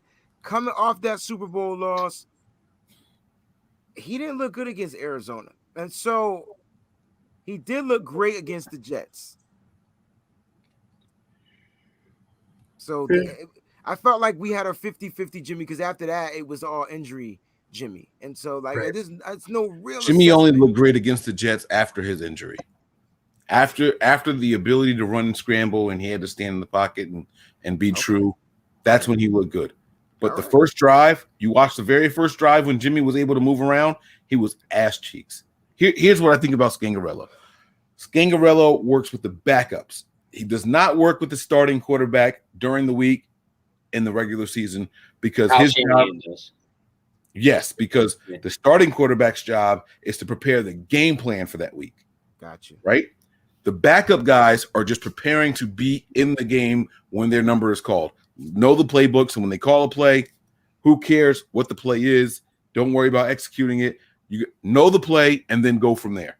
Rich Scangarello had Jimmy Garoppolo looking phenomenal when he got his start when we finally put him in for those final 5 games in 2017, right? Because he was on the bench as a backup and he looked great. Fast forward to the following year, right? And Jimmy Garoppolo's in there and then he gets hurt. Here comes Nick Mullins for his first start against the Raiders. Nick Mullins like a freaking hero. Prime time, right? Nick Mullins' best game as a 49er. Okay? You fast forward. Here comes C.J. Beathard as a backup and all that. It's not a coincidence to me that these guys look so prepared when they finally get their number called because that's what Scangarello does. He works with the guys underneath him. And I think that this is the year to have a guy starting at quarterback. If it's Jimmy, another veteran, I don't care. You draft your guy of the future and let Scangarello prepare him for the future. That's what I would do. I think Scangarello still works with Jimmy, as in the quarterback's room, talking about protections and things like that. But then when it comes to the practice field, he's all under Kyle. Maybe. Where Kyle goes in and then he executes what Scangarello is teaching him in the other room. And you've heard Kyle too say, I go to the quarterback's room. I go to the receiver's room. I go, to talk about this. But I think the quarterback's coaches have them in their rooms and go over film with them or do whatever if they're not doing a film day session as a team. And then they take what they learn from Scangarello and implement it on the field. But then that's when Kyle takes over with Jimmy and says, no, you're not doing this right. We need to do this. Or the starter. And he gets more time with him in that offense. So I think you're right. I think you're pretty much on with that, but I still think Scangarello still has a lot to say with what the starting quarterback does as well, as in off the field. I agree. We will soon see in a few months what's going to go. Oh, down. And Mike, I looked at cut numbers last night, so it's still the same. It is still 5.4 post June 1st for trade.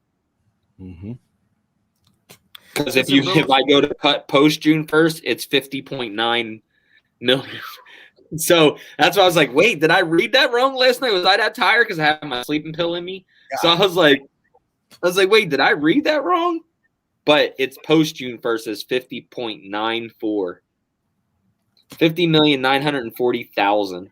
Wait, what are we talking about? Post June 1st? The cut, yeah. So wait, they need to cut him before June 1st then. Cut who? Watson. No, cutting him pre-June 1st is 67 million. Wait, they that's how much. Dag. Wait, are you saying 50 million? Bro. So no matter what, Watson's not going anywhere then. Hold on. Let me blow Nick up. Not through a cut. They can trade him, Mike. But that's a cut. He can't get cut.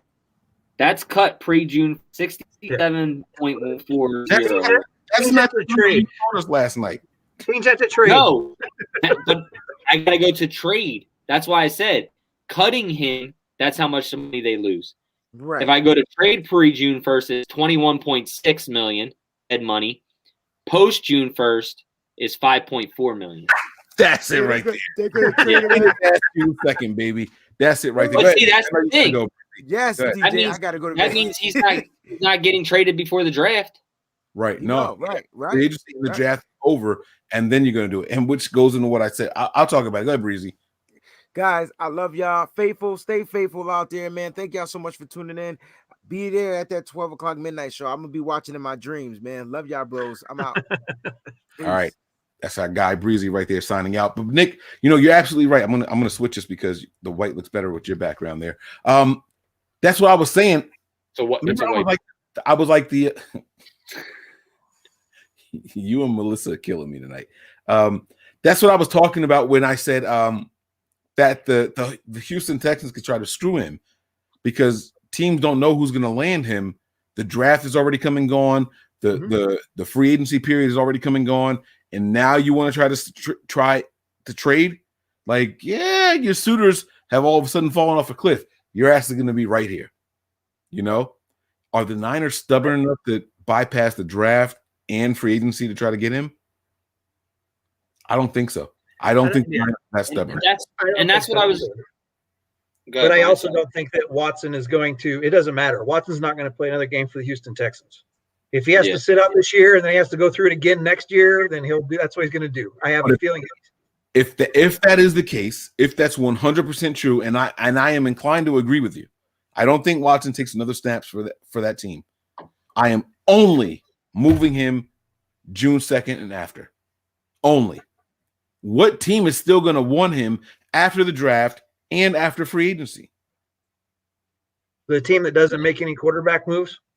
Yeah, money talks. So the best thing the Niners could do is go after offensive tackle, corner, not get anybody in free. If the Niners stay stagnant, then that's a good sign for us getting Deshaun Watson. Possibly. Or they just pre-June 1st and they're losing $21.6 million. So it depends on what draft capital they want. No team is going to give up a difference of $21 million for one player. Nobody's going to lose that for someone that's not contributing. $17 million difference, but no, it's not. What are you talking about? You said 26 and 5. That's 21. 21.6. Oh, I thought you said 26. I thought you said 26.1 and 5. I'm sorry. No, 21.6. Okay. All right. So then you're talking. So what kind of math are you doing? I had dyslexia. It kicked in. It kicked in. All right. My bad. All right. So but that's what I was saying last night, Mike, is these guys have to do something because they think they're hurting Deshaun Watson by making him sit and not play. But in the end, they're hurting themselves because all these players talk and nobody's going to want to go to Houston. You got to remember, what are you going to start paying? You're going to overpay people to come just because they want money, but you're not getting the right talent. If Deshaun Watson's on the team, so let's say you're a wide receiver, a free agent wide receiver, and you don't know the details of Deshaun Watson's contract, right? And here it is. I'm just going to make up a date. I'm going to say it is May 17th. The draft has come. Free agency is going on. And all of a sudden, it's like, damn, Deshaun Watson's still over there in Houston. I'll go play with Deshaun Watson. I don't know that. I don't know his details, right? That's so now, go ahead. Well, now all of a sudden, you're willing to go there because it looks like to you, Watson is staying there. And boom, they can go ahead and keep recruiting these free agents. Hey, no. When they're on the phone with agents, we don't want Deshaun to go anywhere. No, he has a no trade clause. His ass isn't going anywhere. No, he's here. You see him here, right? No, free agency is already gone. Yeah, he's here, right? No, the draft is already gone. He's here, right? All right, he's not going anywhere. Here come all these really good wide receivers. Here come all these good running backs. Here come all these good offensive linemen. June 2nd comes. Because they're going to already have been gone. They're going to call Deshaun and say, yo, are you playing this year? And he's going to say, nope. I'm not playing a single game. Players can call other players. They have their phone directory. They have a phone directory for every player in the NFL. Phone. Coaches can't talk to other teams' players, but there's no players directory. Yes, there is. When you see these guys get drafted and everything else, and they're like, "Oh, George Kittle reached out to me the first night I was drafted. Welcome aboard." They have a phone directory, bro, for every single NFL player. Nah, I don't think they do. They probably have a web page where they just look up the number and they call that player. Get out of here. That would have got hacked so long ago. I don't think that's the case. I think teams will maybe give out the numbers. I don't think that's the case. But that's a directory still. I'm saying one way or another, they have every player's number in the NFL. I think coaches say, "Hey, we're not allowed to talk to him yet, but you call them and tell them da da da da da." I think that's what's more. Even then, I mean, if Deshaun's agent, like he can tell his agent, you can tell anybody who calls that I'm not playing. True. So if I'm a wide receiver and I call, hey, my agent, call Deshaun's agent, find out what the hell the plan is. Oh, he's not playing. I'm not going there. And with all the stuff that they've had going on, I wouldn't think and it's in every media outlet. I don't think there's going to be a whole lot of people that are going to want to go there. And you see some big name wide receivers stepping up to the plate for Deshaun, be like, all right, do you, like publicly. Right. And then Ramsey just came out too, right? Ramsey came out and said that he doesn't think that he's going to see him in a Houston uniform again also. And those are like their workout buddies or whatever. So, I mean, take it for what it's worth. I mean, it's not from Deshaun, but Deshaun's already put out that he has no intention of playing. So, I mean, Nick Cassero can do whatever he wants there, but I think, like you said earlier, I think he's just hurting. They're hurting their own organization being stubborn about not wanting to let go of their star quarterback who has no desire to play for them anymore. Well, and a lot of it has to do with the ownership. It's not even just a new coach. It's just I'm not saying new coach. I'm saying the new GM. Yeah, new GM, ownership. Let's read this contribution here, and then let's wrap this. Get ready for bed. We went Ridwan 62182 Williams, $10 donation. Appreciate you, bro, or lady. I'm not sure. Appreciate you. We went 6-10. 4 of those we win with a better quarterback, despite all the injuries. Arizona, Philadelphia, Dallas, and Washington were winnable. That's 10 wins in a playoff spot. And that's exactly what I was getting at when I was talking about that. Do you get more wins if your quarterback plays better last year? Not even if it's just Jimmy Garoppolo. I'm just saying quarterback. What teams did we say was winnable? Arizona, Detroit, and what? Arizona, Philadelphia, Dallas, and Washington. Philadelphia, Dallas. We put up 33 points against Dallas. We weren't winning that game, bro. Like we didn't have horrid play. We put up 33 points in that game. Like, come on. Some games just aren't your game. No, I'm not giving you that one. We lost the Dallas game by a fluke. We threw an interception at the end of the game. Yeah, that's not a fluke. That just needing. No. I'm saying we threw an interception. That's quarterback play. We threw an interception to end the game. We were in a scoring drive. You can't just say that, we're on a drive. We're going to score on this drive. There were other drives that weren't successful. If we're going to have better quarterback play, then there's less of a chance. Right, that's what he's saying. Better drive with the score. All right. I'm not going to argue. Yep. All right, so that's one. The Washington game, we lost 15-23. That's winnable. One score there. And what was the other one? He said Philly was 20-25. And that was CJ Beathard playing that game, right? Right. All right. So those were the games that why not include Seattle in that? We lost week 17 against Seattle 23-26. Like, why not include the Seattle game? I don't get it.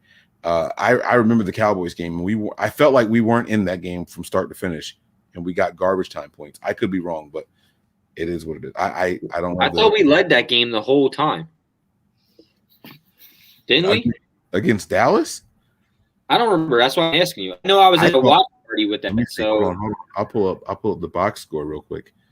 Here we go. 41-43. Quarter 1, the Niners scored 7, Cowboys scored 14. Quarter 2, the Niners scored 7, Cowboys scored 3. That's 17-14. Quarter 3, the Niners scored 10, Cowboys scored 7. That's 24-24.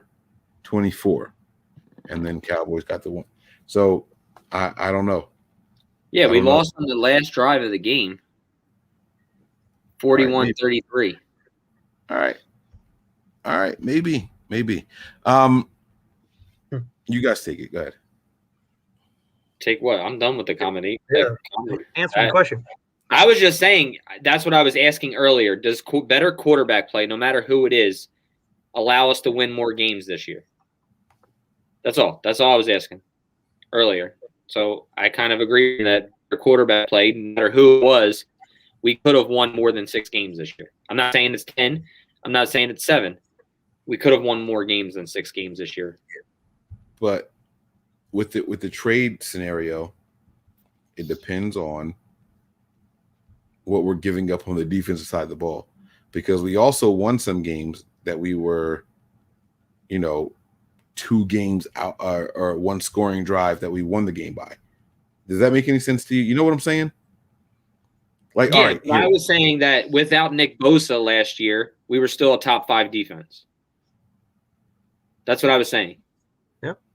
So by yards allowed, yes. By yards allowed, that is right. That is a true statement. By yards allowed, yes.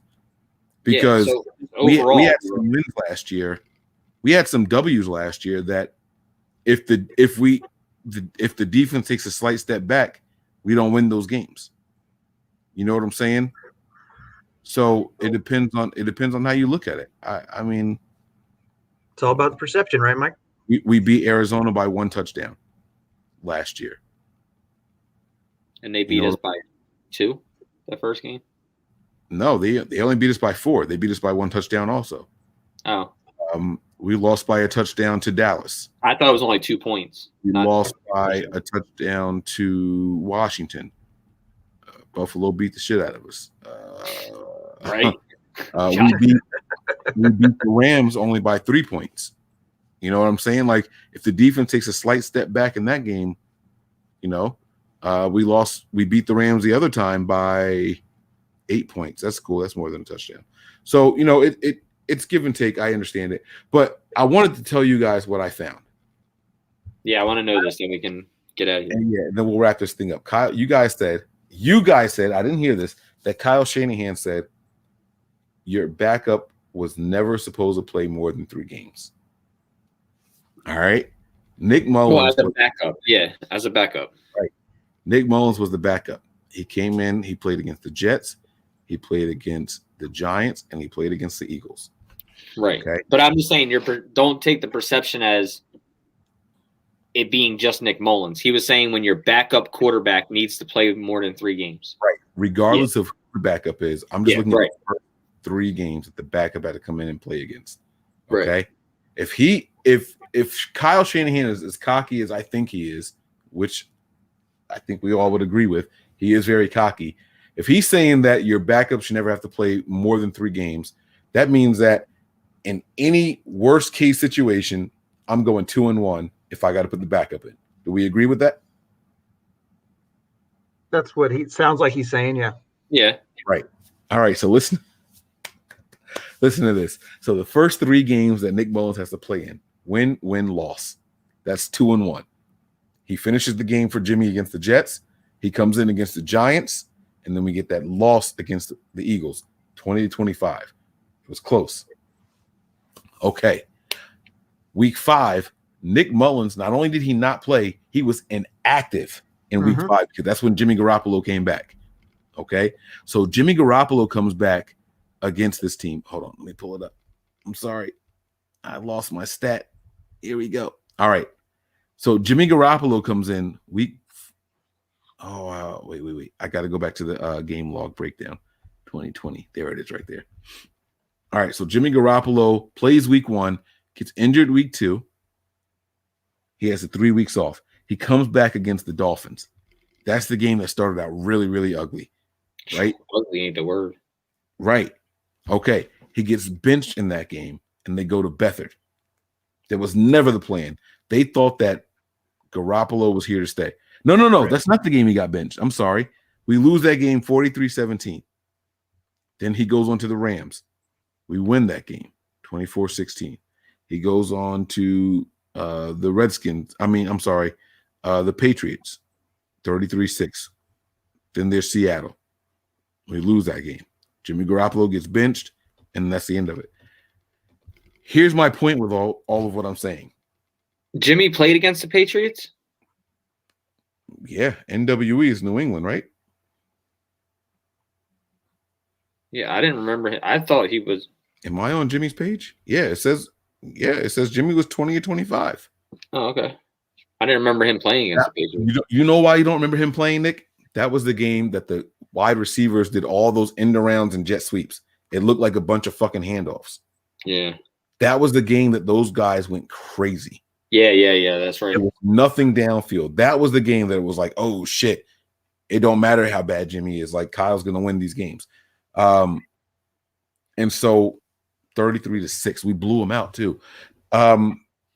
It's just weird hearing that your backup is never supposed to play more than 3 games, and then without those 3, it got really, really bad for him. And it was so bad that he wasn't just not playing, he was inactive. Like they deactivated Nick Mullins because of how bad he played. I think, all right, so I'm putting all this together, and I'm saying all that to say this. The team is better. No, I don't want to say better. The team is good despite the quarterback position. Okay? The team is better if they know exactly who the quarterback is going to be. If they know what the plan is and who the quarterback is going to be, Kyle Shanahan can manipulate and scheme wins in the right situation. What he can't do is anticipate a guy who is going to be available to contribute, not contributing. That's when it fucks up his entire scheme. It fucks up his whole plan. Because you guys told me the 3 games, and I swear on everything, it clicked. Like, yo, Nick Mullins played 3 games and then was out after that. And I went back and looked, and sure enough, 1, 2, 3, off. Just like that. It was 1, 2, 3 off. It wasn't win, win, win. It was win, win, loss, off, another loss, win, win, and then he comes back. And that kind of opened my eyes to things. If that's the case, if Kyle feels that a backup is only supposed to play 3 games a season, I think we might be all right, guys. I really like this. This show, it changed my perspective on so much shit. It's crazy looking at how many games that Nick Mullins participated in. 1, 2, 3, 4, 5, 6, 7, 8, 9. Nick Mullins played in 10 games this year. Holy shit. That's way more than 3. And Mike, we talked about that on the show before we get off here, is we talked about that where Kyle Shanahan, where I think a couple of us said, he didn't prepare him correctly.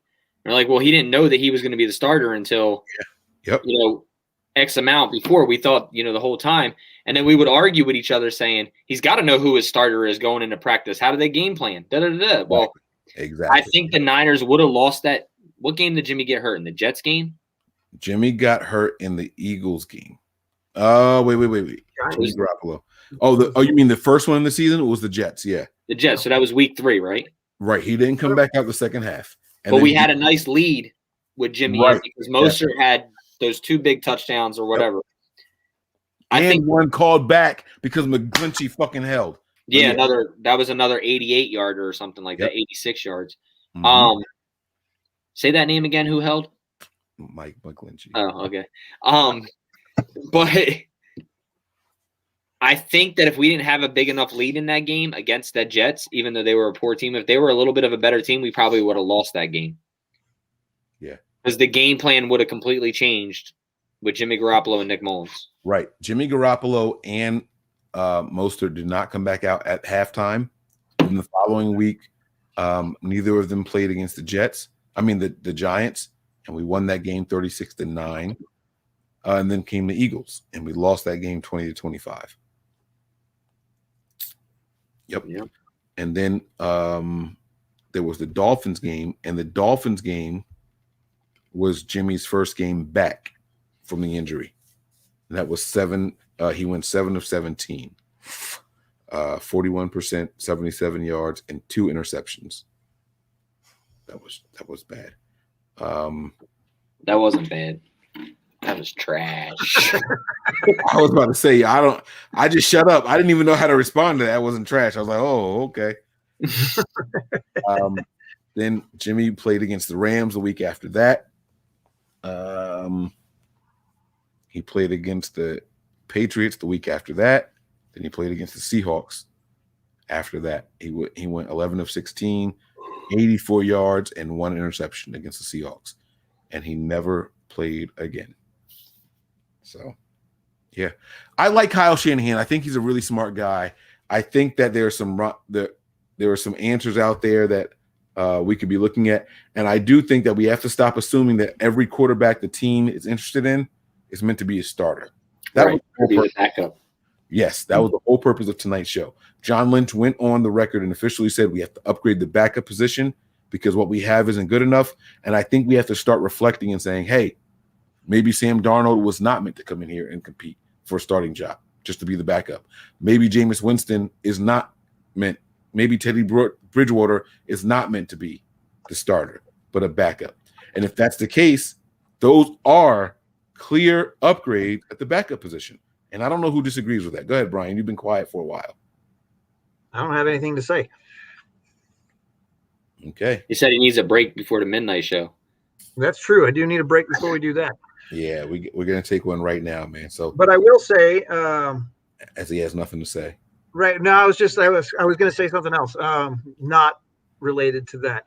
And that is, make sure you're following us, each of these handles that we got up here, because during the midnight shows, if you guys aren't catching those, but you want to, during Oregon's week of spring break, I'm going to California and I'll be doing them on the road.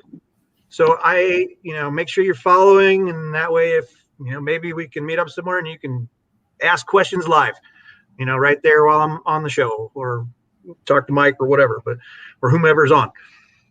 So just make sure you guys are following everybody so that we can do that.